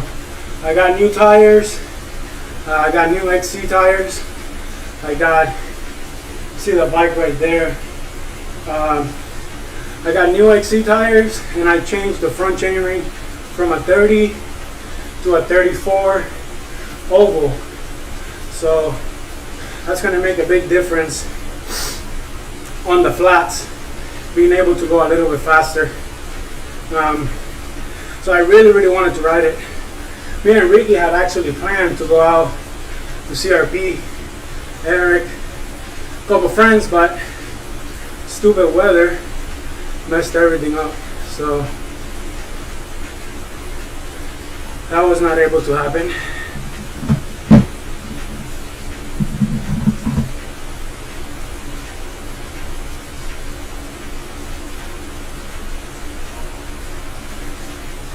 Alright, almost 2 hours in, and went 48 miles. Pretty good. Ah, stupid bibs.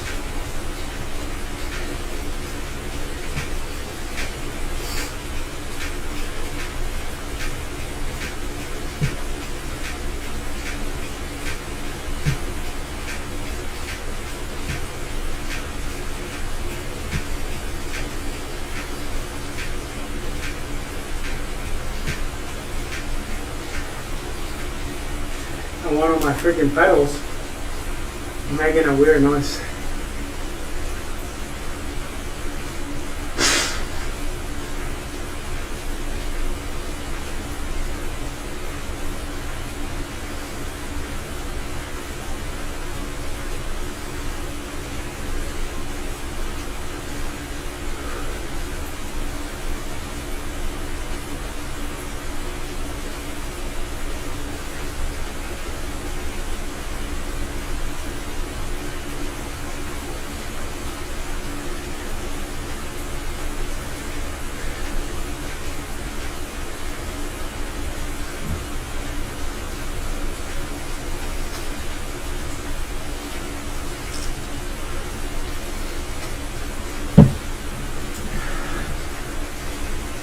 Time to smash another gel.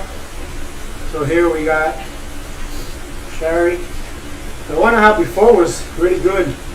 That one was salted strawberry.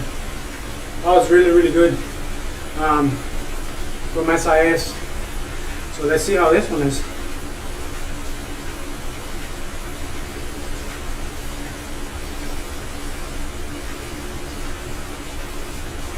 Pretty good.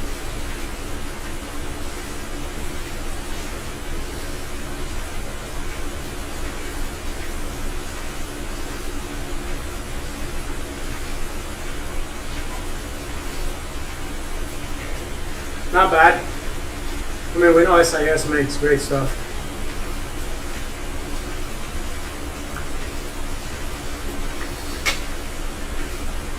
I had to squeeze every cent out of it. Pretty expensive. So far 2 gels, 1 bottle. Working on the second bottle. Because this is a Zone 2 ride, I'm not taking crazy amount of carbs, but I am taking in carbs just because it's a long ride. Now, a lot of people say to do faster rides and all that sort of stuff. Not a fan of it.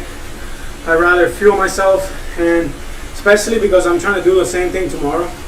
I'm not gonna stream it. Be pretty boring again, but probably do another 100-mile ride indoors if the weather is as bad as it is today. Hopefully not. Maybe I could get out on the gravel bike a little bit, but it's not looking very likely that that's going to happen. So because of that, I'd rather fuel myself. And I'm taking in 60 grams per hour each hour for the 4 hours. That way I don't tap. For aerobic base,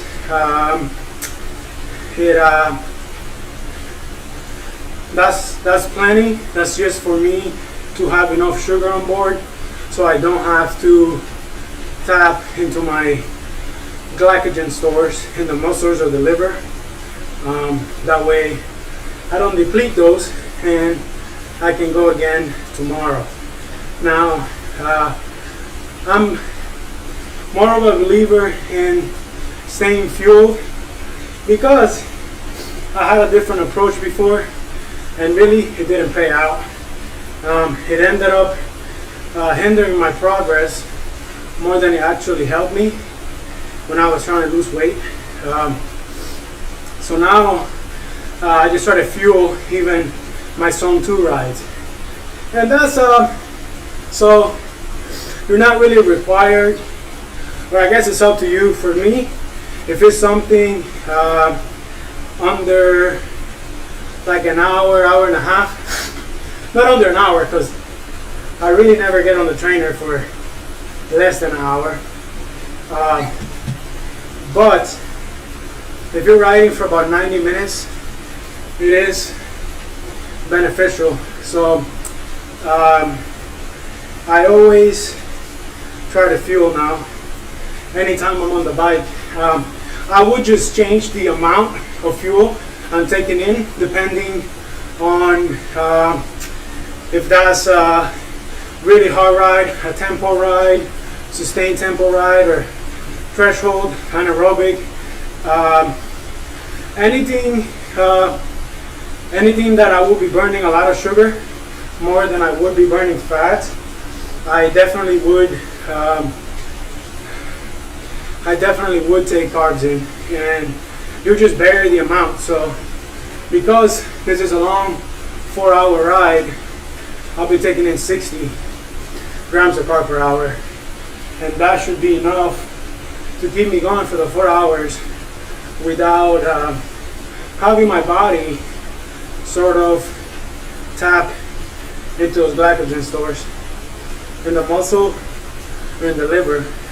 That way I can do it again tomorrow. Now, if you were training hard, doing a lot of intensity, and you don't really fuel those workouts, you'll definitely get yourself in a hole like I did a long time ago. And it wasn't the intensity I was doing. The intensity was fine. It's just I wasn't able to recover from it. And that was the biggest problem.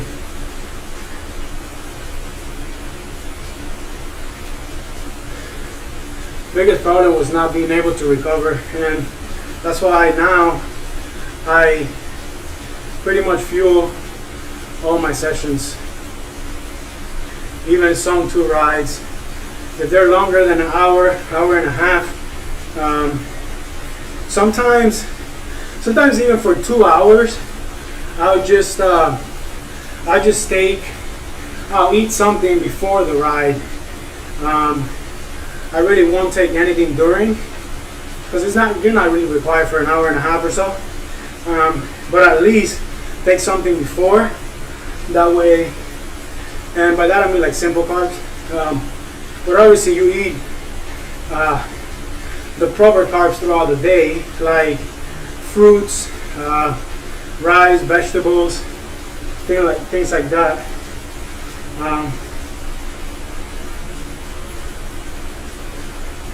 To stay fueled, and that's just what I do now, pretty much all the time. I fuel for the work required, is the way I see it.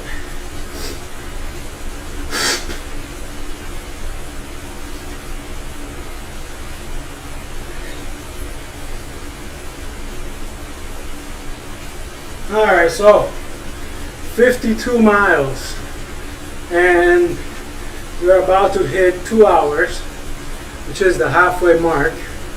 So that means that I should get my 4 hours in, and I should have if the pace stays the same in the group, I should have around 105 miles. That's pretty good. Around 105 miles, 4 hours, that is perfect. But right now, I'm getting fucking dropped.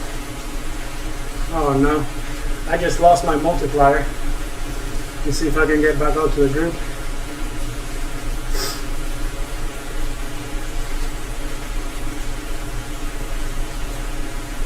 It gets confusing sometimes when you have all these guys and you think you're still on the ride, but they're actually just random people riding around that the group is passing. They're not really on the ride. So, trying to catch up back to the group.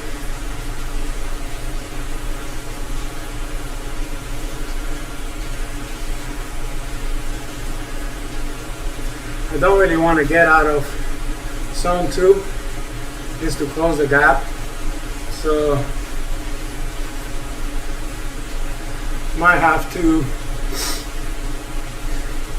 use the menu thing to jump across, because yeah, I'm not going to. And that's how easy you get back into a group now, if you didn't know. Now, I didn't want to go zone 3, zone 4 for no reason, just to get back into the group. Well, now they make it so easy, you can use the menu there and you're back into the group.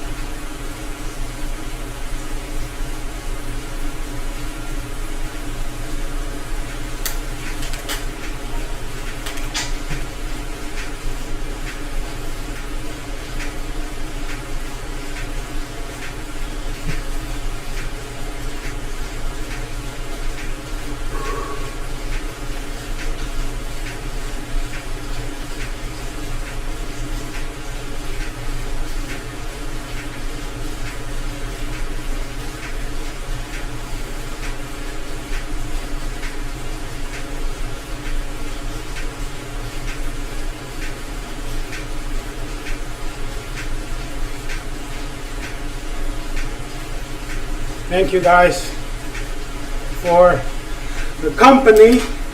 Still got 2 more hours to go. If you got any questions, put them in the chat. I had a couple of you already do so, and honestly, it makes the time go by so much faster than just staring at the screen, staring at the power, at the power numbers and my heart rate. So, any questions you guys got, I'll answer them for you, and you'll probably get the long answer because I still got 2 more hours, so I got plenty of time to chat with you guys. So thank you for being here. I appreciate it.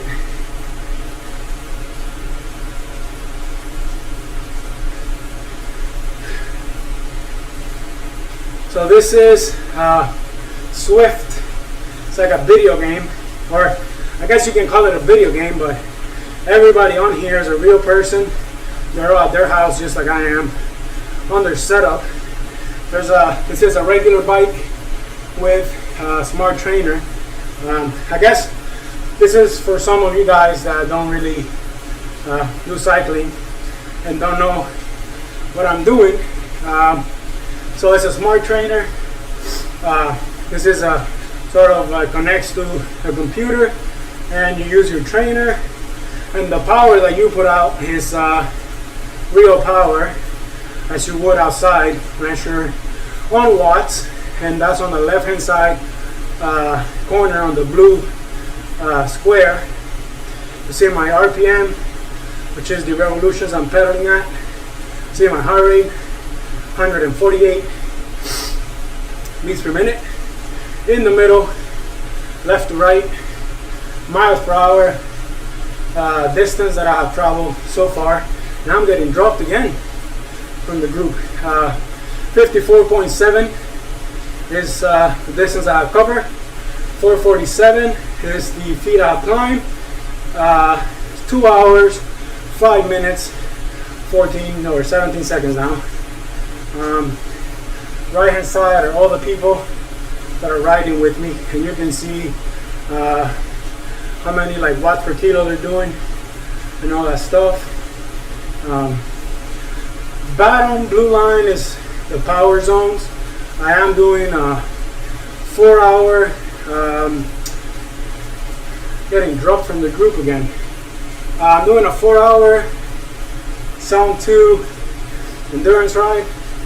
So most of the time, the line at the bottom is going to stay blue as long as I keep my power in zone 2. The red line above it is my heart rate. And the idea is to keep it as steady as possible throughout the ride. You don't want like really big spikes. Although for the power I'm doing, the heart rate is a little bit higher than I normally see, just because I'm talking the whole time. So that definitely affects the heart rate. It'll probably be like, for the power I'm doing, I normally like to see it around 146, 147. And also, I am a little bit fresher than normal. I took 2 days completely off the bike this week, which I hadn't done in a very, very long time.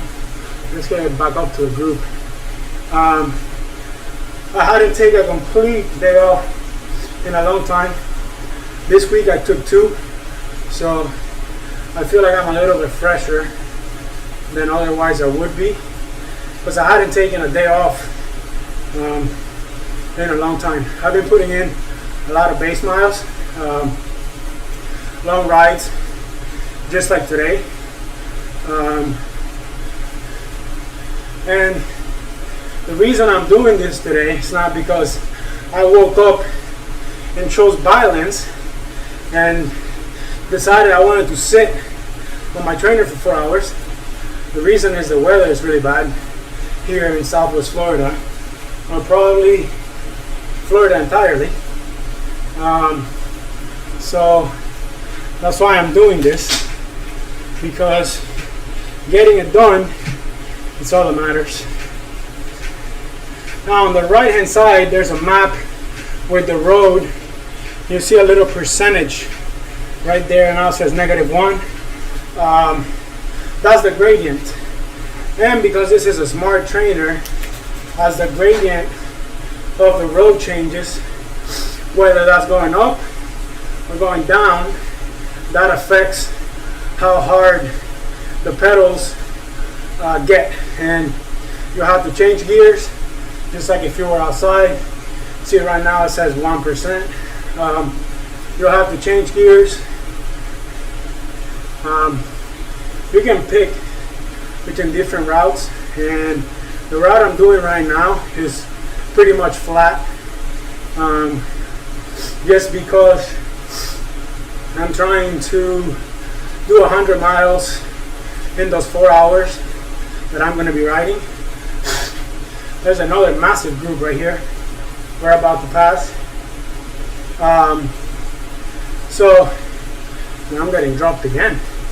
It's very confusing when you're passing people. You think you're still in the group, but you're not.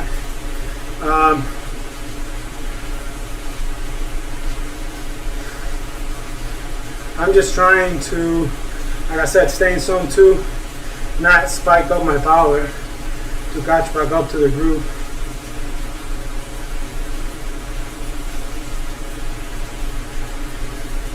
And I am streaming this because I'm sort of doing like a test, because I am planning to do some live Zwift races pretty soon. So I'm pretty much testing the setup,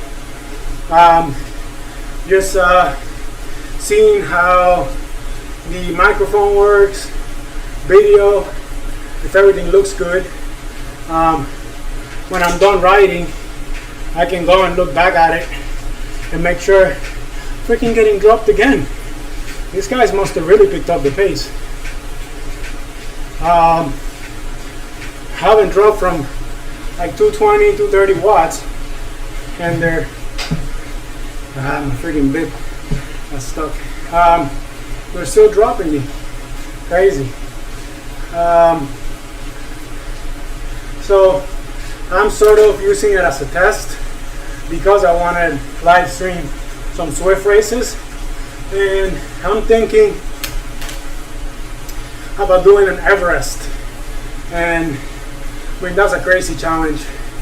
I'll definitely have to plan for it. Golly, 240 watts. How fast are these guys going? Trying to stay in zone 2 here, guys. So an Everest, I mean, that'll probably take me like 12, 14, 15 hours. I don't know. On the trainer. That'll be pretty crazy just to think about it. Dude, still 240, and I can't freaking catch back up to the group. These guys are flying.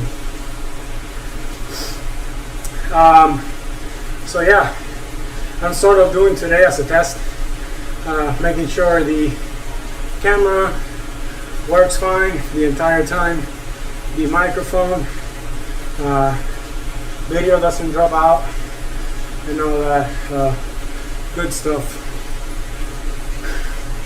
Dude, how freaking fast are these dudes going?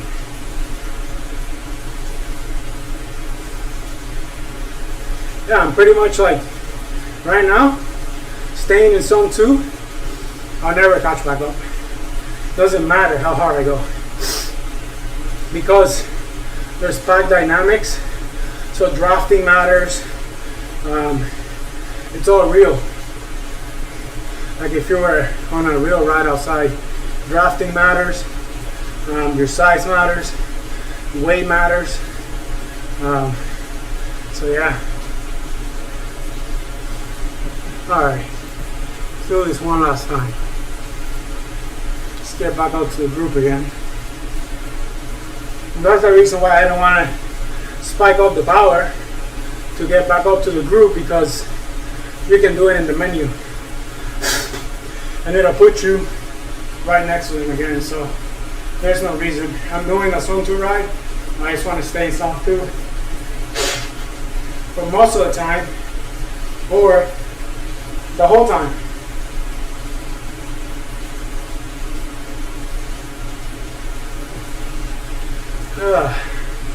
We got about 2 hours and, sorry, no, thank God not 2 hours. 1 hour, 47 minutes to go to finish the 4 hours. And hopefully by then, I'll be over 100 miles. Should be. The pace that we're going right now. I'm about to get to 60. So those 4 hours should give me 100 miles, no problem. But yeah, man, I love training indoors. I do say like 90% of my training is indoors, either on trainer road or on Zwift. Especially now that it gets dark so early, you don't really, if you have to work, like, you know, every time crunch cyclist out there, we have to work 8 hours, get home, and then do a little bit of training. Not like you can say, oh, I'm going to train from 5 to 8 o'clock, 3 hours every day. Yeah, well, after that, you have to make sure you dial your nutrition. You have to make sure you have everything prepped for the next day. So, can't really, time is a very important thing, and you're not going to do any good to yourself if you put in 3 hours a day and then get to bed at 11 o'clock at night after training for 3 hours, and still your heart rate still going, your dopamine, like all these things that don't allow you to sleep well. And then how good was the training if you can't really recover and absorb it? Because we all know, or we should know, recovery is more important than the actual training you're doing. So I'm a big advocate of doing less, but being able to absorb it and recover more. So, I mean, everything I accomplished this year, this freaking bib. Everything I accomplished this year, it was pretty much with 8 hours of training a week. Hey, what's up, Tony? What's up, dude? So everything that I accomplished this year, it was with 8 hours a week, which that's not much compared to what other guys are able to do. But could I have done more? 100% I could have done more. But would I been able to absorb it? Would I been able to recover from it? And that's the big thing. It's not just doing the training. I could have definitely done more hours, but I wouldn't have been able to recover. Like right now, after Florida State's road race that I won, I became Cat 4 Florida State champion. I've been doing a lot of base. So because it's base and it's pretty easy to recover from zone 2 rides, as long as you keep in zone 2, you don't tap into your nervous system too much. You can recover from it pretty well, and you can do more hours. Right now, I'm averaging about, and I've done a couple races the last few weekends, so my average definitely dropped because I don't put the same amount of time on a race week. Obviously, even if it's not an A race or a B race. So I'm averaging almost 14 hours a week, which I wish I could do that during the season. Like, I just dream about it sometimes. Like, how much stronger would I get if I didn't add more intensity? I'll keep the intensity the same, but I'll add more volume. Like, I think volume is just the right way to go. But unfortunately, for time-constrained athletes like I am, and probably most of you are, it's really hard to do a lot of training and be able to recover from it when you have to wake up at 5 a.m. Next morning to go to work, have all that life stress, because it's not just stress on the bike, all your life stressors, and there's a lot of other things that contribute to you not being able to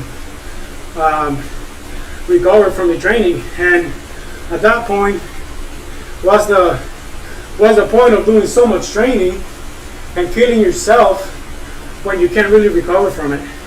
It just doesn't make any sense. So that's why, so when I started the year, I was doing a mid-volume plan from Trainer Road. That's the platform I use for training. Love Trainer Road. Now obviously when I'm doing like zone 2 aerobic rides, I just use Zwift. So I use both of them, honestly, even during the season. But, so I was saying, I was doing mid-volume plan, and I was sort of suffering so much throughout the training. I felt like I was tired all the time. I wasn't really able to recover from the training or absorb it, and I was just stressing out all the time, and that was sort of hindering my progress, because that's just more stress I'm putting on myself. So I decided to drop from that mid-volume plan to a low volume plan, which everybody would probably think I'm crazy, because that's even less volume. How was I able to get stronger doing less volume?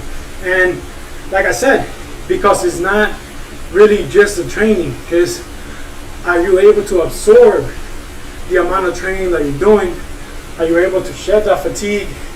Are you able to follow the program how you're supposed to? And honestly, I don't regret it. Now this year, now that I'm a little bit more experienced, I would love, freaking guys were dropping me again. I would love to do more training. Even during the season, I would love to be able to do more volume. Now, not more intensity, but more volume. Keep the longer aerobic zone 2 rides in between the intense workouts and still be able to recover from it.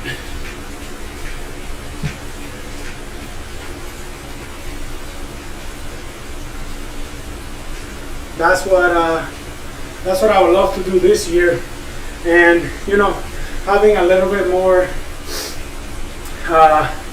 experience, a little bit more structure training experience, I think I can make it work. And if it doesn't work, then like I said, because of that experience, I'll be able to sort of back it off, just like I did this year. But I would definitely love to go from those, I don't know, 8 hours a week I was doing last week to maybe like 12. Now, the other thing that makes it a little bit harder for me is the fact that I like riding motocross and road racing, or my road race motorcycle, not bicycle. And I feel like this year I really put that aside because I had so many goals and I wanted to do good in cycling, and I put that aside, and that's one of the other reasons why I went from mid-volume plan to a low volume plan, so I will have only one workout during the weekend, and then the other day I could stay off the bike and and just go enjoy some of the other things I like either that would be mountain biking or motocross or anything like that. And honestly, I don't regret it that I put all of that aside, because I did accomplish a lot. I accomplished a lot of things that I wanted to. I put in hard work, and hard work always pays off. But at the same time, that's the only thing that really makes me think about upping my volume next year. Although I would love to up my volume next year, I would also love to be able to get back to riding motocross with my fiance, mountain biking for sure, and just a lot of other things that I really put aside this year to go all in cycling. But like I said, I don't regret it. I put in a lot of work. It all paid off. I won a lot of races, got 4, got 5, a lot of podiums, even on gravel races against really hard competition. Finished second last weekend at the Florida State Gravel Championships in my age category, and third overall against really strong guys. And once again, when 3.2, 3.4 watts per kilo, these freaking dudes are still dropping me. Like, I'm doing zone 2. I don't know why these guys are going so hard.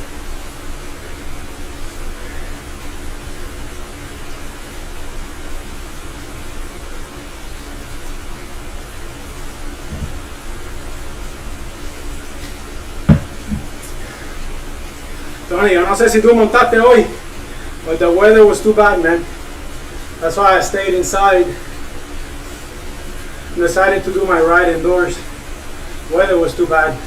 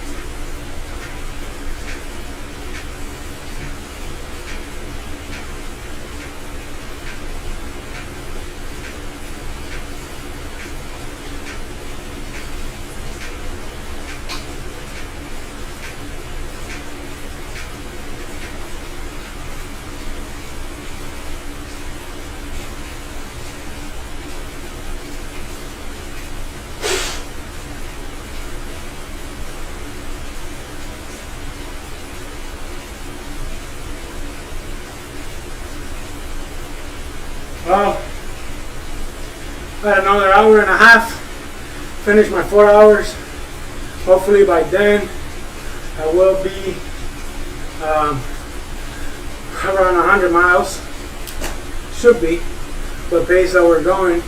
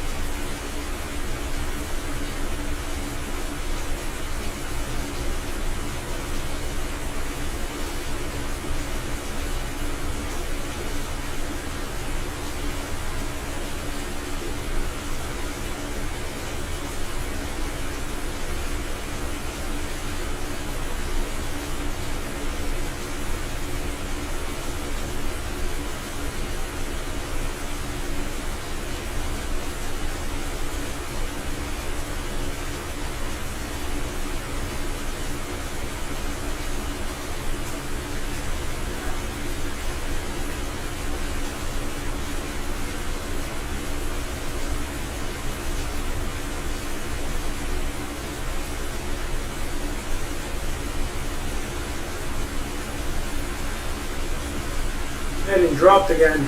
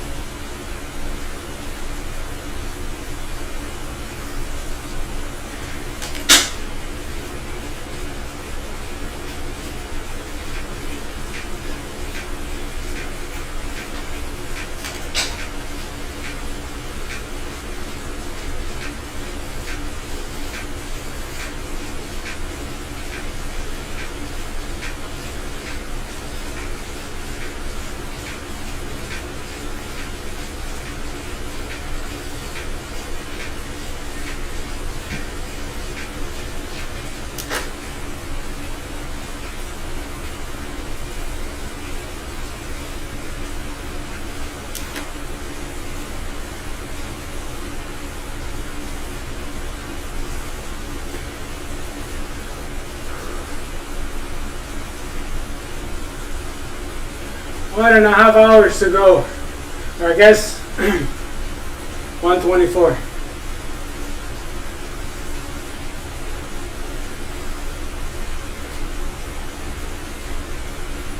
What's up, Rain Man? Thanks, bro. You know how it is.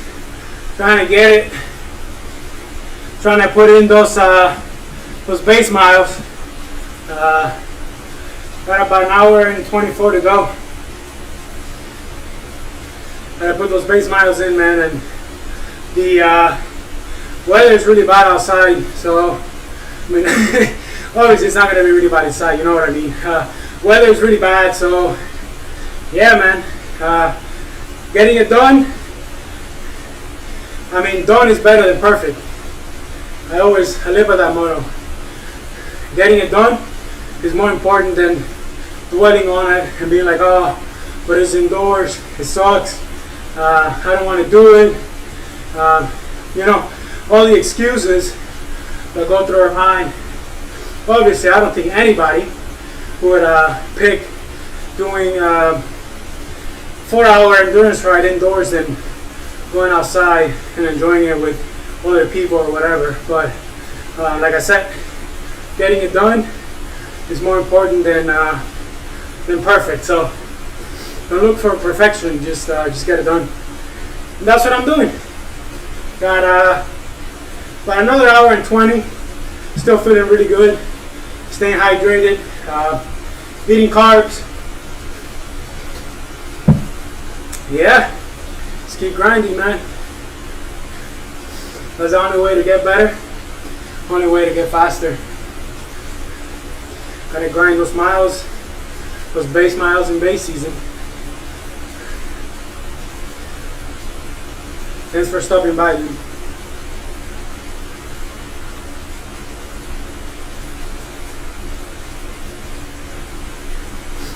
Miguel, what's up, brother?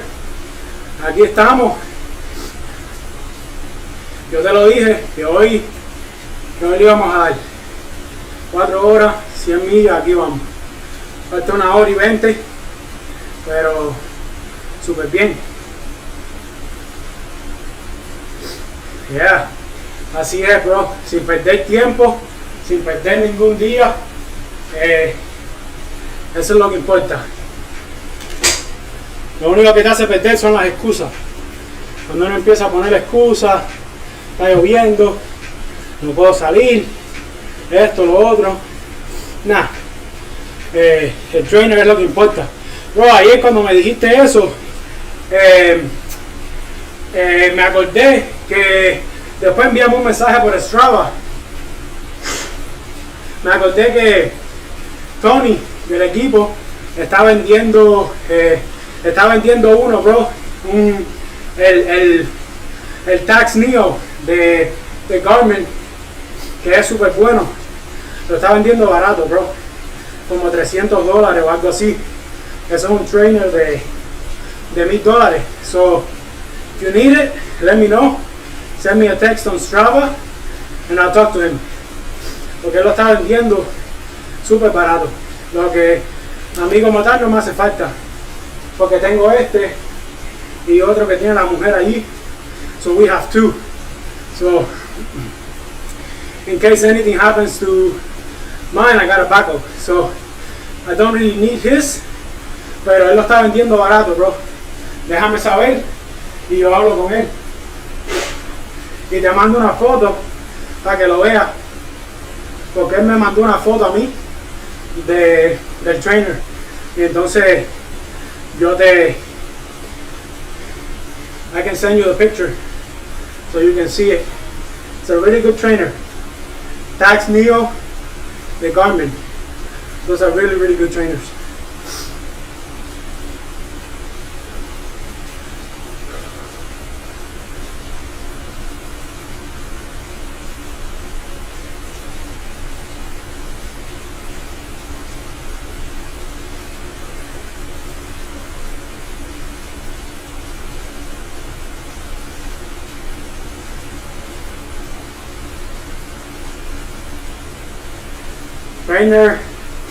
Trainer is one of the best investments that you can make, bro. A trainer is one of the best investments you can make for your training, because it doesn't matter the excuses, the trainer is there. When you don't have a trainer, you can say a million excuses and you'll believe all of them, because you're like, oh, you know, there's no way, I can't ride, blah blah blah. But when the trainer is there, now it's on you, buddy.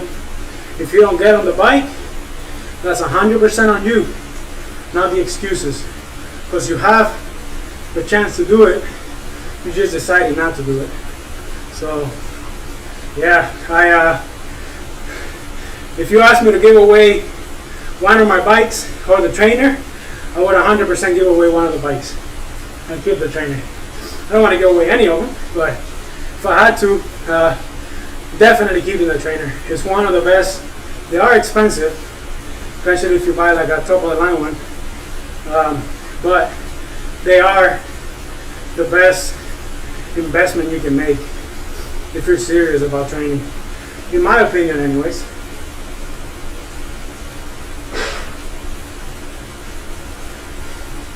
I do, like, I would say 90% of my training indoors in my trainer.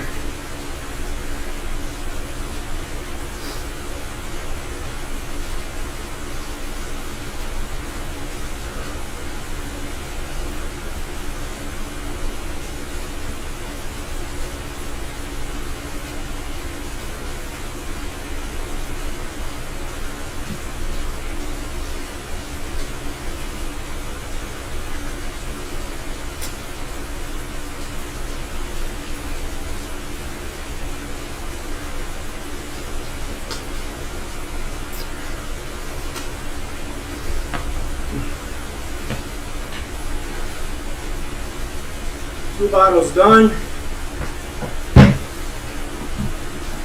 40 grams of carb in each bottle. 2 more to go.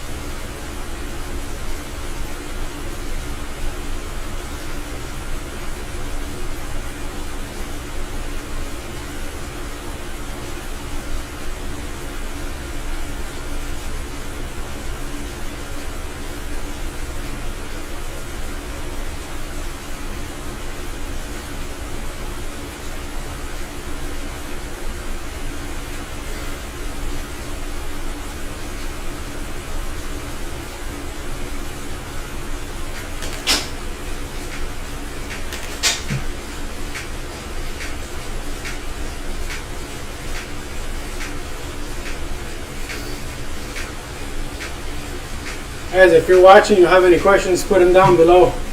Do my best to answer them, and definitely makes the time go by faster. Only got about an hour and 10 left. Not too bad. 75 miles in.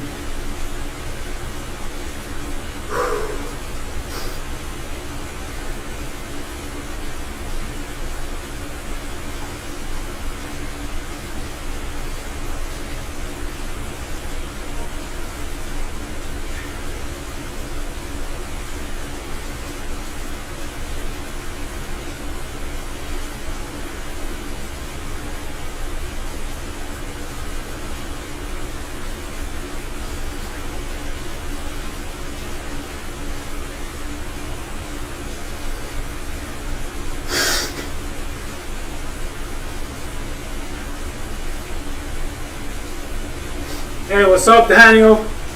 What's up, dude? Thank you for stopping by, bro. If you got any questions, put them down below. It'll make the time go faster for me. I got another hour and 10 minutes left. 75 miles in, so I should finish my 4 hours with about 105 miles, which is perfect. Now, miles are secondary. I'm not too worried about miles. I just want to get in 4 hours today. But yeah, like I said, got any questions, put them down there. You actually had a lot of good questions, and I appreciate all you guys for stopping by, at least for a minute or two. I know it's a long stream, probably been live for like 3 hours now.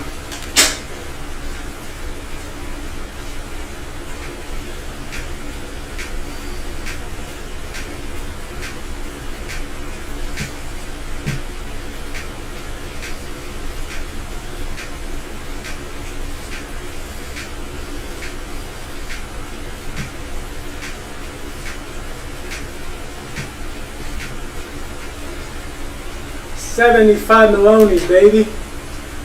25 ago. For the century. And an hour and 9 minutes. Almost done. Still feeling good. Feeling strong. Been taking in about 60 grams of carb per hour. Just because I'm feeling with 60 grams, although now I'm getting dropped. This is a low zone 2 ride. It is pretty long, and I don't want to deplete any glycogen stores because I want to try and do the same thing tomorrow. So, what's up, Ivan? Yeah, bro. You're crazy, dude. Can't believe you went out and rode today. The weather sucked. Weather's pretty bad, so I decided to just stick to Zwift for today. I don't know how it's going to be tomorrow. I would like to get out tomorrow, but honestly, it's probably going to rain again, so I don't know.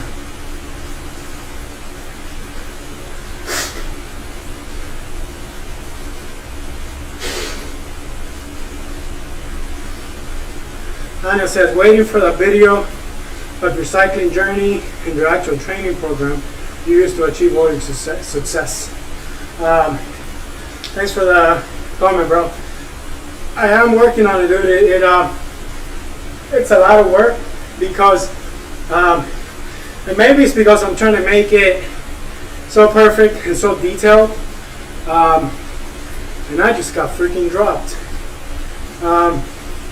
I'm trying to make it so detailed and so perfect that I'm putting a lot of time into it. But hopefully soon, man. Hopefully very, very soon.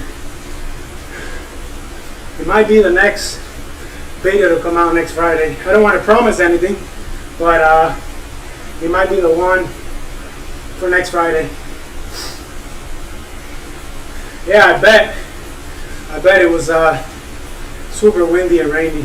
That's why I just sort of woke up at whatever time I woke up, and then I got on Zwift.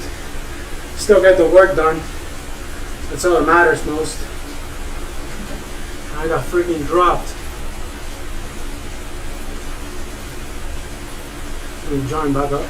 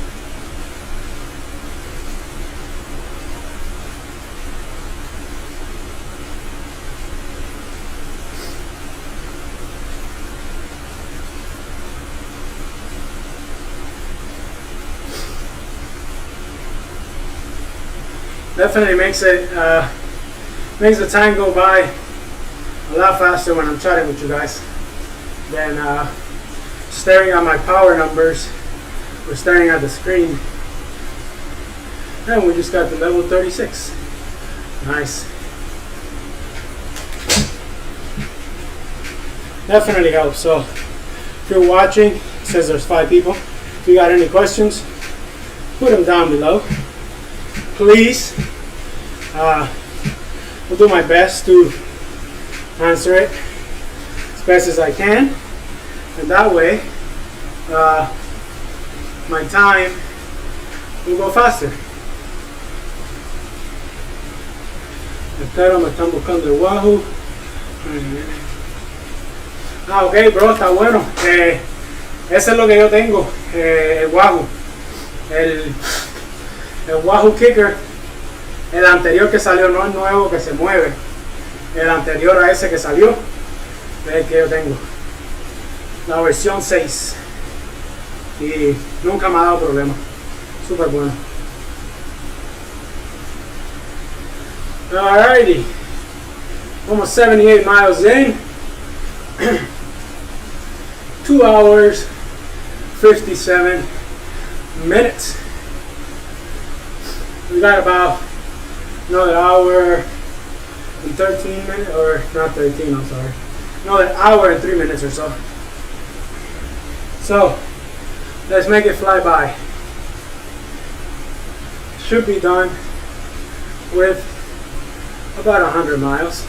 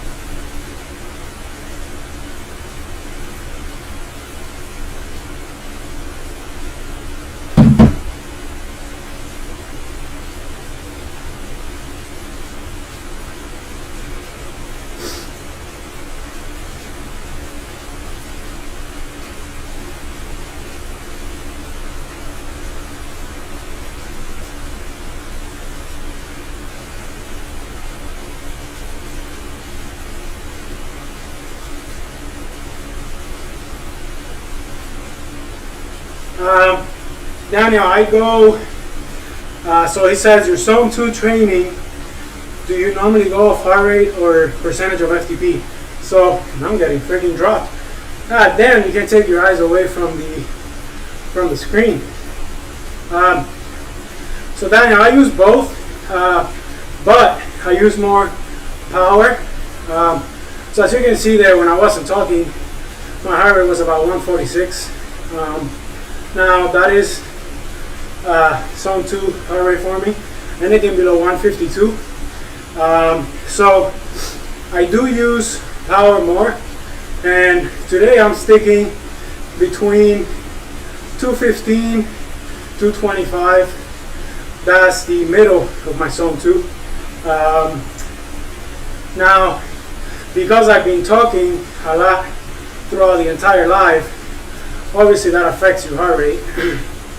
So my average has been about 150 to like 153 because I've been talking the whole time. But normally I try to stay in zone 2 power, in zone 2 heart rate, which is anything under 152, and my zone 2 goes from 186 to 251. So this is a long ride, so I'm sticking to the middle of my zone 2, which is anywhere from 215, 225. Let's start off my middle. So let's see. So my average heart rate has been 153, a little bit higher than I would have liked. But like I said, I've been talking a lot throughout the 4 hours, or 3 hours now. And my power is 223, which is perfect. That's right where I would like it to be. Like I said, I'm trying to shoot for between 215 and 225. That's 220 is like right in the middle of my zone 2. So, but definitely, you'll definitely want to use both, because sometimes this week I took 2 days completely off the bike, which I hadn't done in a while, and the week before that I took one. Since I started doing base, I wasn't really taking days off, so I'm probably a little bit fresher than normally. I could tell even with just 2 days off. So that also makes your heart rate be a little bit higher. So that's why I kind of just look at power a lot more than heart rate. Now my heart rate indoors is also a little bit different than outdoors, depending like how hot it is outside and all that sort of stuff. Your hydration, all of that.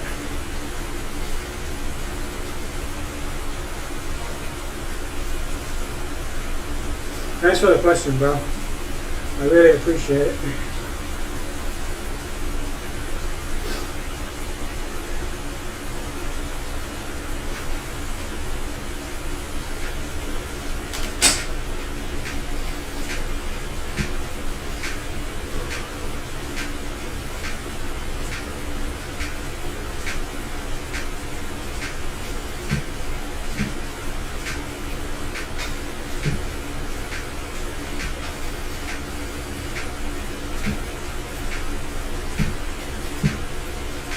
If you don't have a power meter, you can definitely, Jesus, let me drop again. If you don't have a power meter, you can for sure go off heart rate. Now if I go out running and I'm trying to do a zone 2 easy run, I'll definitely go just off of heart rate. Although I got power, running power, so my Apple Watch, I don't really look at it. I don't really understand it, to be honest. And I don't know what my power zones are, but I do know what my heart rate zones are running. So that's what I use. But you could definitely, even for cycling, you could definitely use just heart rate if you don't have a power meter. I didn't have a power meter for a long time, and all I would look at was just sort of my heart rate. And I got freaking dropped from the group because these guys are like some of my teammates. They can't stick to zone 2. Sheesh. I'm doing zone 2 and those guys are dropping me. Oh boy. But I'm not trying to spike up just to catch up to the group. When you have this amazing feature here, I'll show you guys. If you're on a group ride, you can drop, come down here, click on it, bam, you're back into the group again. So you don't really have to spike up, go into zone 3, zone 4, just to get back up to the group. So keep pedaling, stick to that zone 2, and join the group again. Because although they're supposed to be riding at 3.2 watts per kilo, which is zone 2, they just somehow drop me all the time, and I have to rejoin the group. I don't know why. See, now they're saying they're going to back up the pace to 2.9.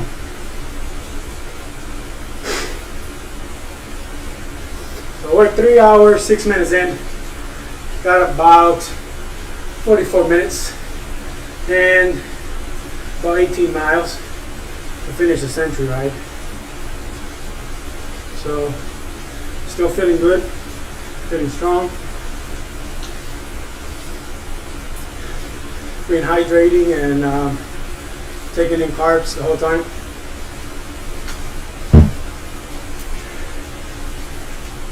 Because I don't want to tap into those glycogen stores, at least not a lot in this long ride.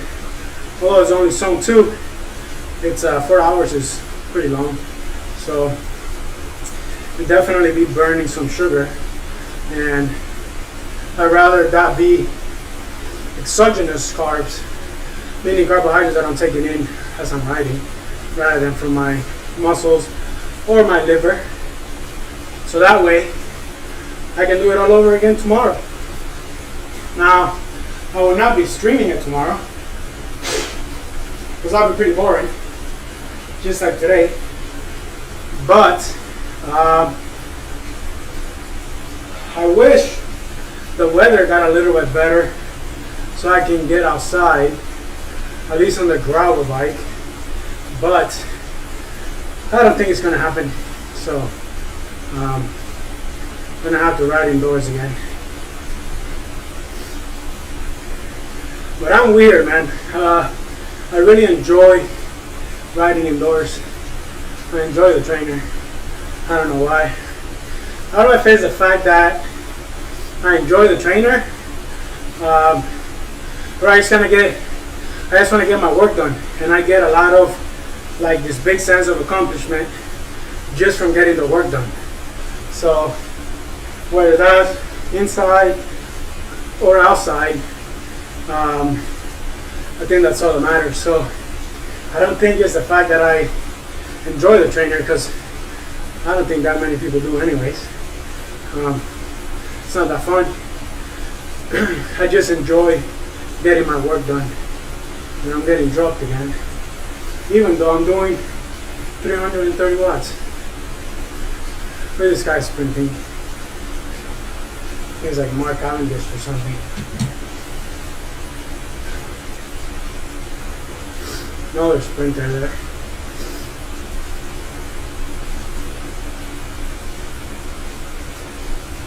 But yeah, thank you guys for the questions. Thank you, Daniel. I appreciate your question. Oh shit. Come on, don't get dropped. Definitely makes the time go by faster. 83 miles in, 50 minutes to go. So, not too bad.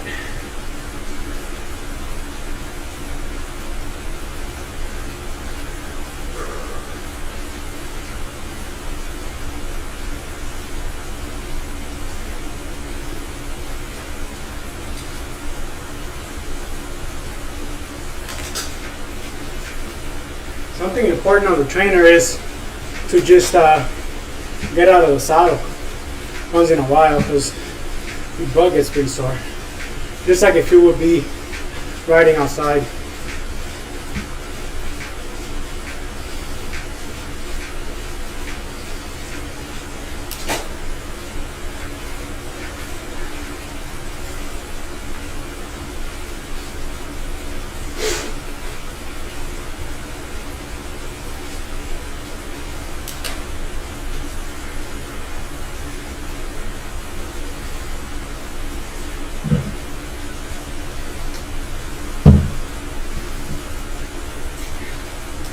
Take some cliff shoes.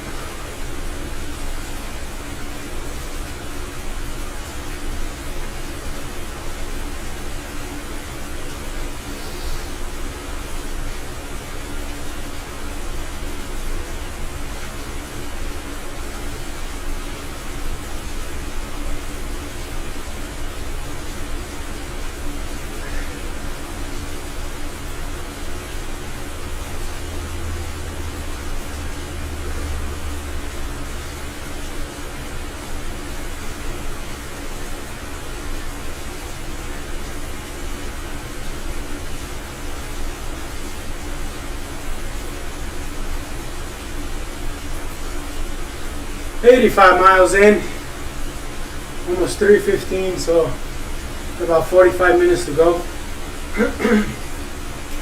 Definitely, at this pace, will be a little bit over 100 miles, maybe like 105 or something like that, which is great.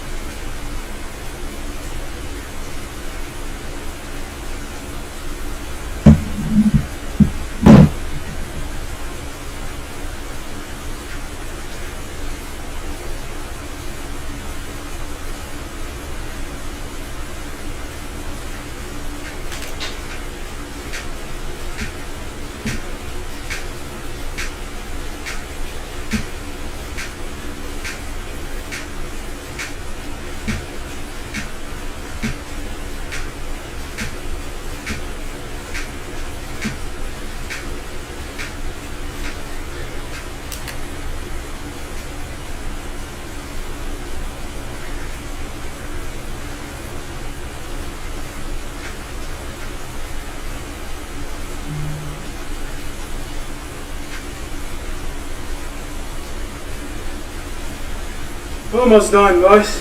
30 more minutes to go. We're 91 miles actually. I'm just getting dropped. You can't take your eyes off the damn screen.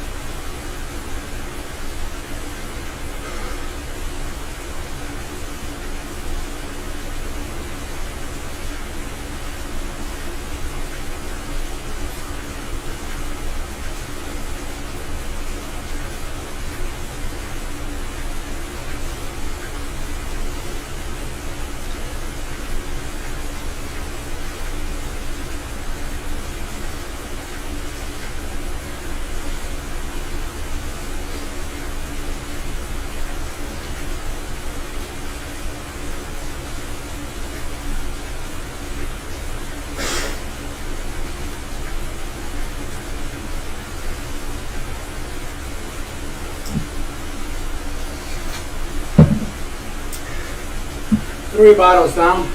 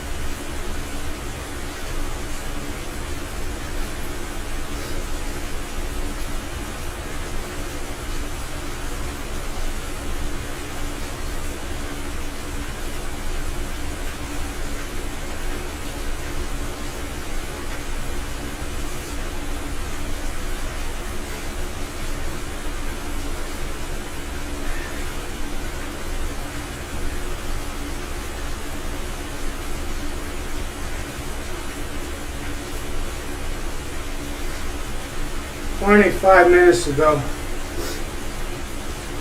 Almost at 95 miles.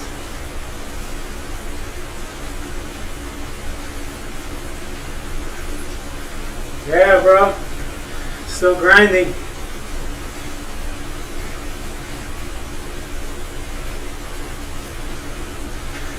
Definitely makes it easier in this group. We've been going like 26 miles an hour the whole freaking time.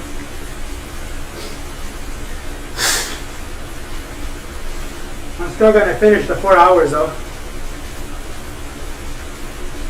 So I'll probably end up with like 105 miles or so.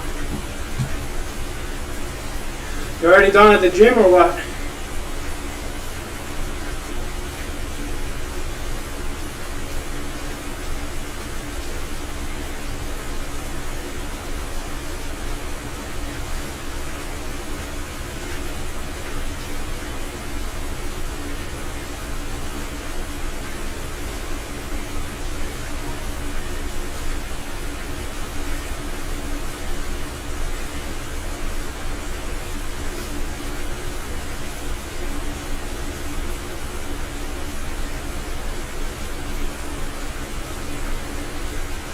Damn, 7 miles? Hell yeah. That's awesome, bro. Good shit.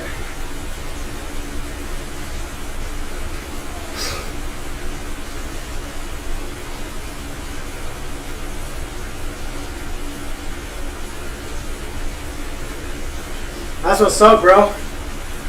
I'm probably gonna do, once I finish the 4 hours, before I shower, probably do a little bit of foam rolling, a little bit of stretching, or I'll shower, eat something, and then do it in the afternoon. Maybe a little bit of massage with the gun.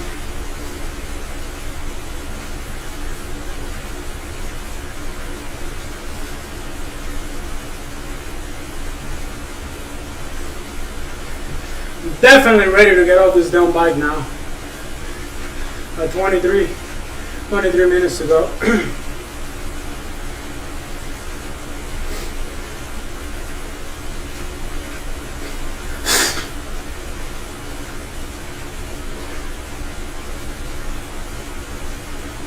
What's up, Gino?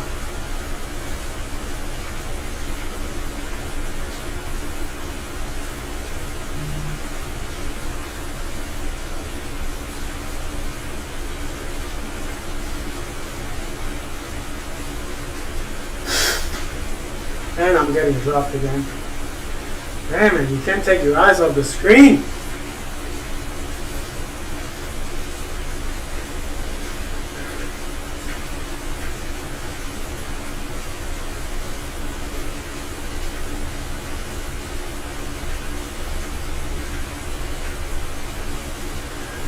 Getting dropped again. There's no way I'll make it back unless somebody tells me to the group. Freaking guys are going so fast. I mean, to get up to the group, I'll have to sprint up to it. And I'm not really trying to do that. I'm trying to stay in zone 2. But staying in zone 2, there's no way I'll make it up to the group. Let's see if this guy could bring me up. Looks like he's doing a workout. Oh no. I think he went up into his rest period.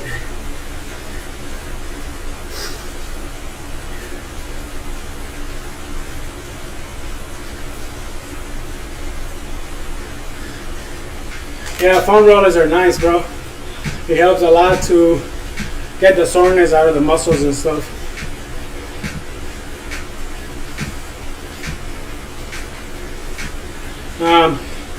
Pretty sure I bought mine. You can get them on Amazon, or I think I got mine pretty cheap in Marshall.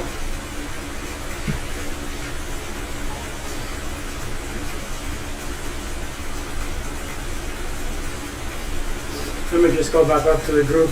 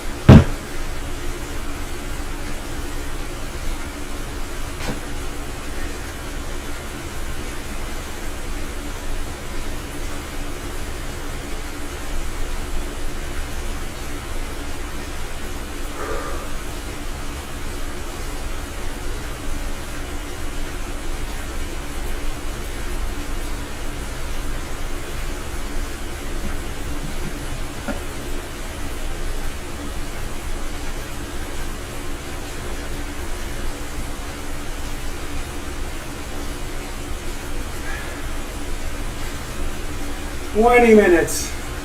Let's get it. I don't even know what time it is.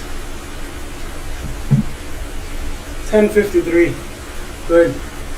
We're done about 11:10 or so. Pretty good. Just in time for lunch.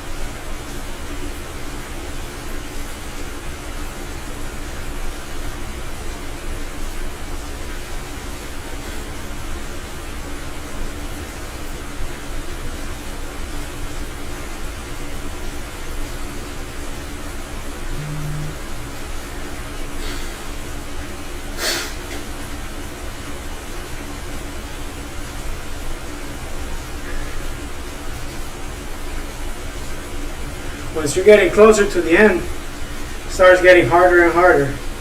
Although you're doing the same effort, same everything, just knowing that you have like less than 20 minutes to go, you just want to be done, get it over with, and feels like it gets harder.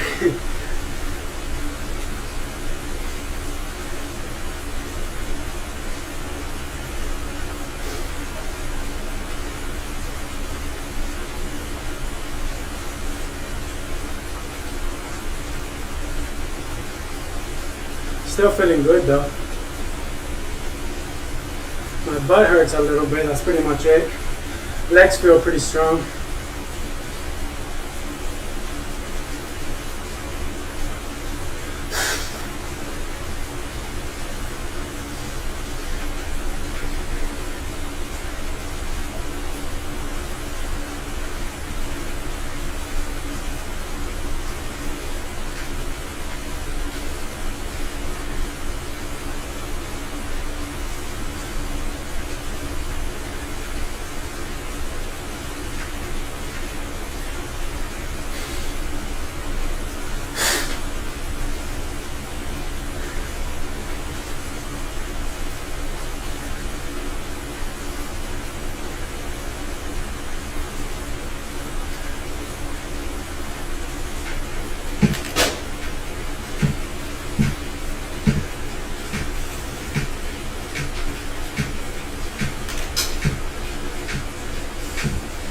Probably like over 4 million drops. That's crazy. 4.1.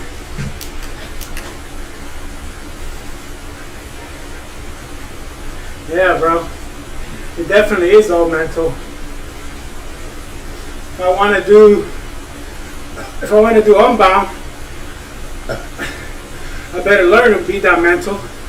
But that's going to be insane. At 4 hours, at Unbound, I probably wouldn't even be halfway yet.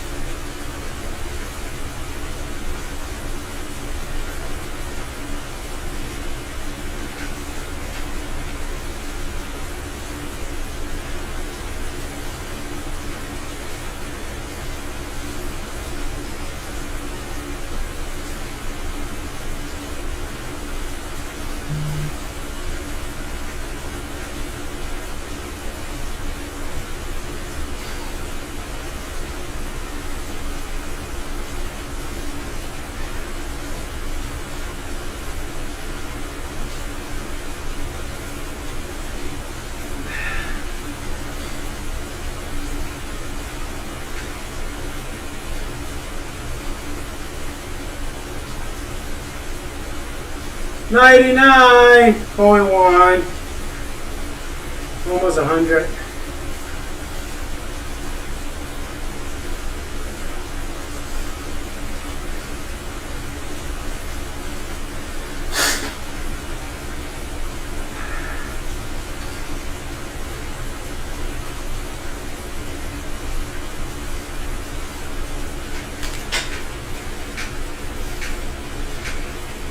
Legs are feeling really good. My booty though, definitely starting to suffer now. And I'm getting hungry for some real food.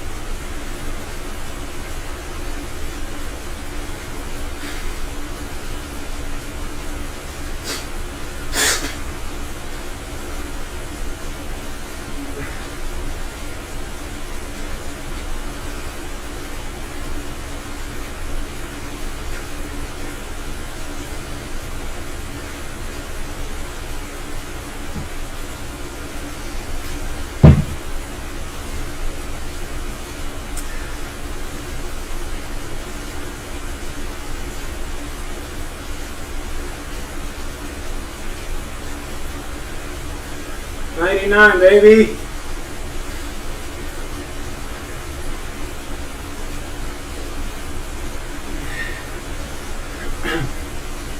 A 100 miles. Let's get it. Got 12 more minutes for the 4 hours. So I'm finishing the 4 hours.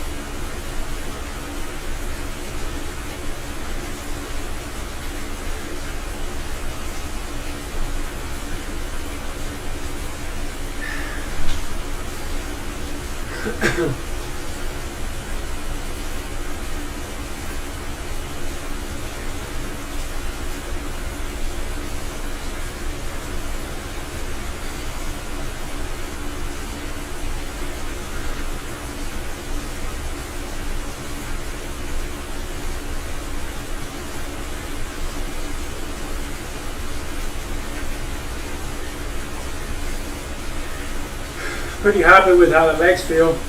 Feel just like when I started. It's just my butt definitely hurting now. So that's alright though. Let's get out of the saddle for a second.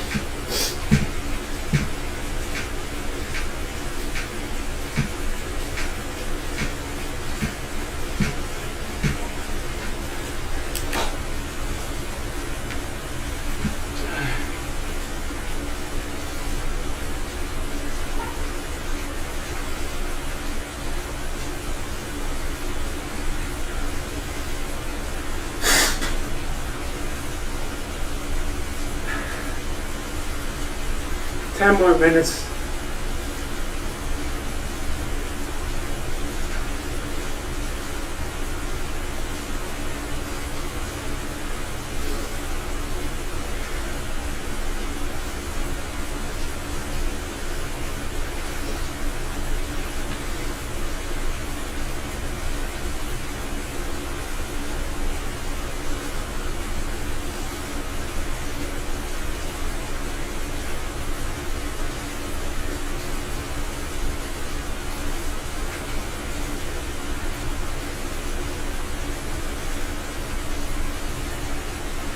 Almost done, guys. Thank you to everybody that joined up.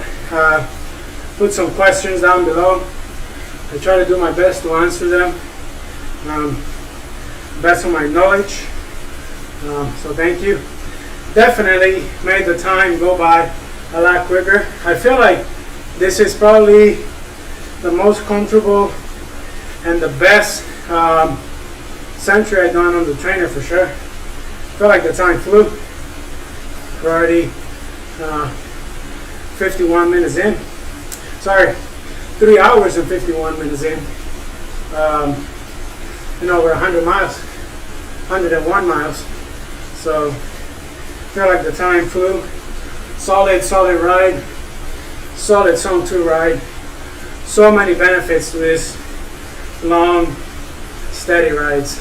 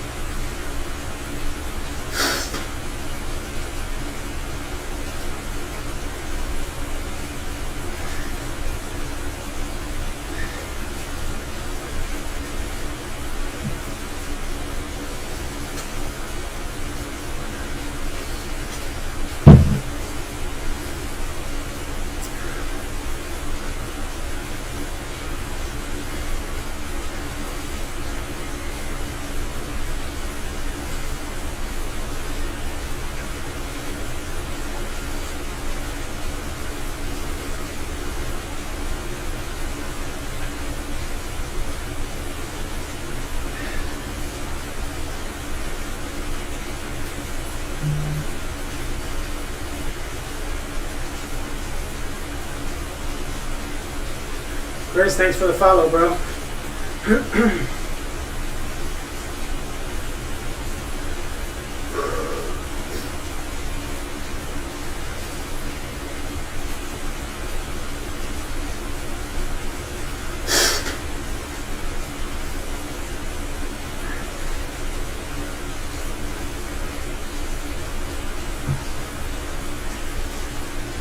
I got a message from Chris here.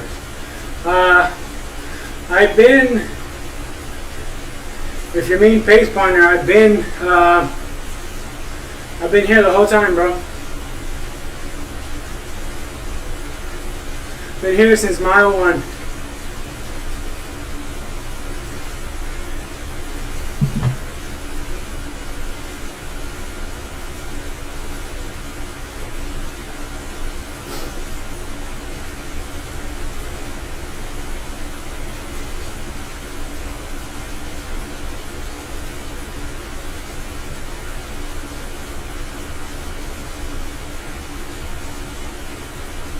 What the hell? Oh no, I'm dropping. What the hell is happening?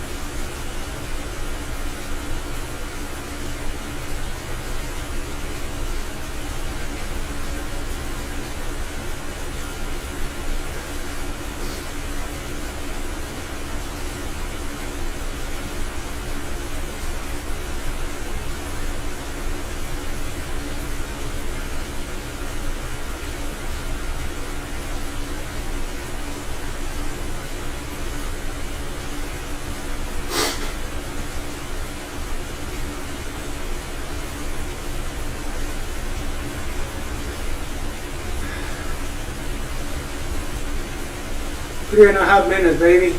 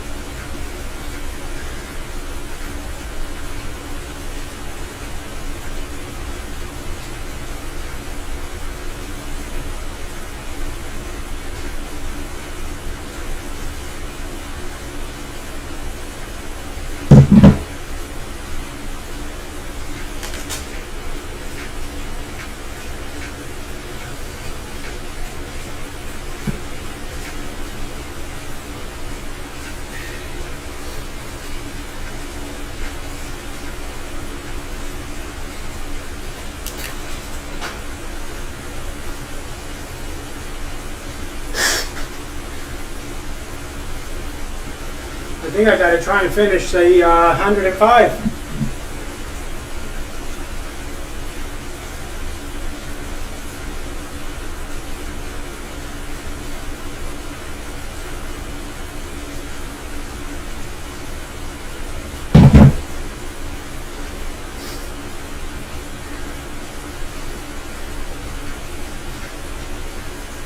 So I'm at,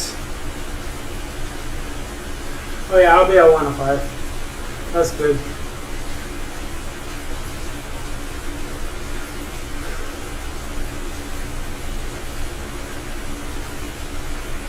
Give me XP, give me XP. Nice.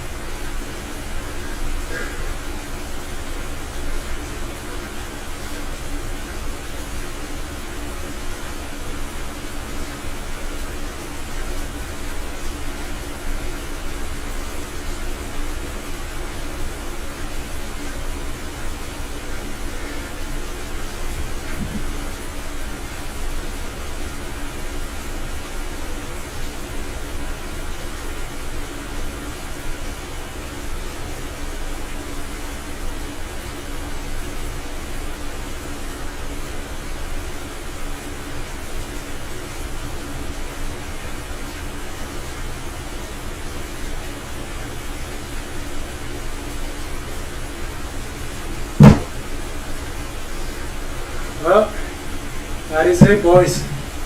I'm feeling really good.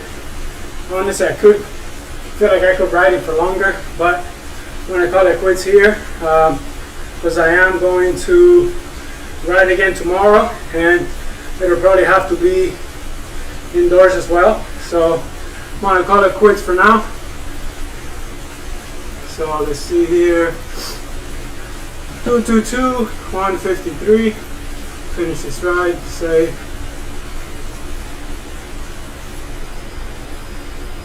And that is 100 miles complete. 4 hours. Perfect. Thank you. Thanks everybody that joined. Put their questions down below. Like I said, it was really fun chatting with you guys, and definitely made the time fly, and it was a lot of fun. But I'll be posting again whenever I do another live. I'm planning to do, this was a test, I'm planning to do some Zwift races, some live Zwift races soon. So that's kind of what I was doing, and it's kind of what I was doing today, just a little bit of a test, so I could live stream some Zwift races and stuff like that. Today's stream was super long, just over 4 hours, so pretty boring, but I do appreciate you guys that joined. And hey, Chris, what's up, bro? Shout out. Dennis, I didn't know it was you. Very cool. Okay, see you tomorrow. Great job. Hey, thanks, bro. Really appreciate you. Thank you so much. And yeah, I'll probably be on tomorrow about the same time. So if you want to ride, send me a text or leave a comment on the YouTube, or send me a text through the Zwift Companion app, or even Strava or whatever. I'll probably be on around the same time, like 7 a.m. My time. And yeah, it was a lot of fun, man. Thanks to everybody that joined and left some comments, and definitely made the time go by a lot quicker than I thought. And it definitely, this is probably the best I felt doing a century ride on the trainer. This is probably like my third, fourth century ride on the trainer. So that was a lot of fun. So nutrition, I had 3 full bottles. This one still got about halfway. There was 40 grams of carb on each bottle, and then I had this pack of shoes. There's like 48 grams of carbs, I believe, there, and then 2 gels. There's another like 40 something. So yeah, I'll catch you guys later. Thanks to everybody that joined, and see you guys later. Peace.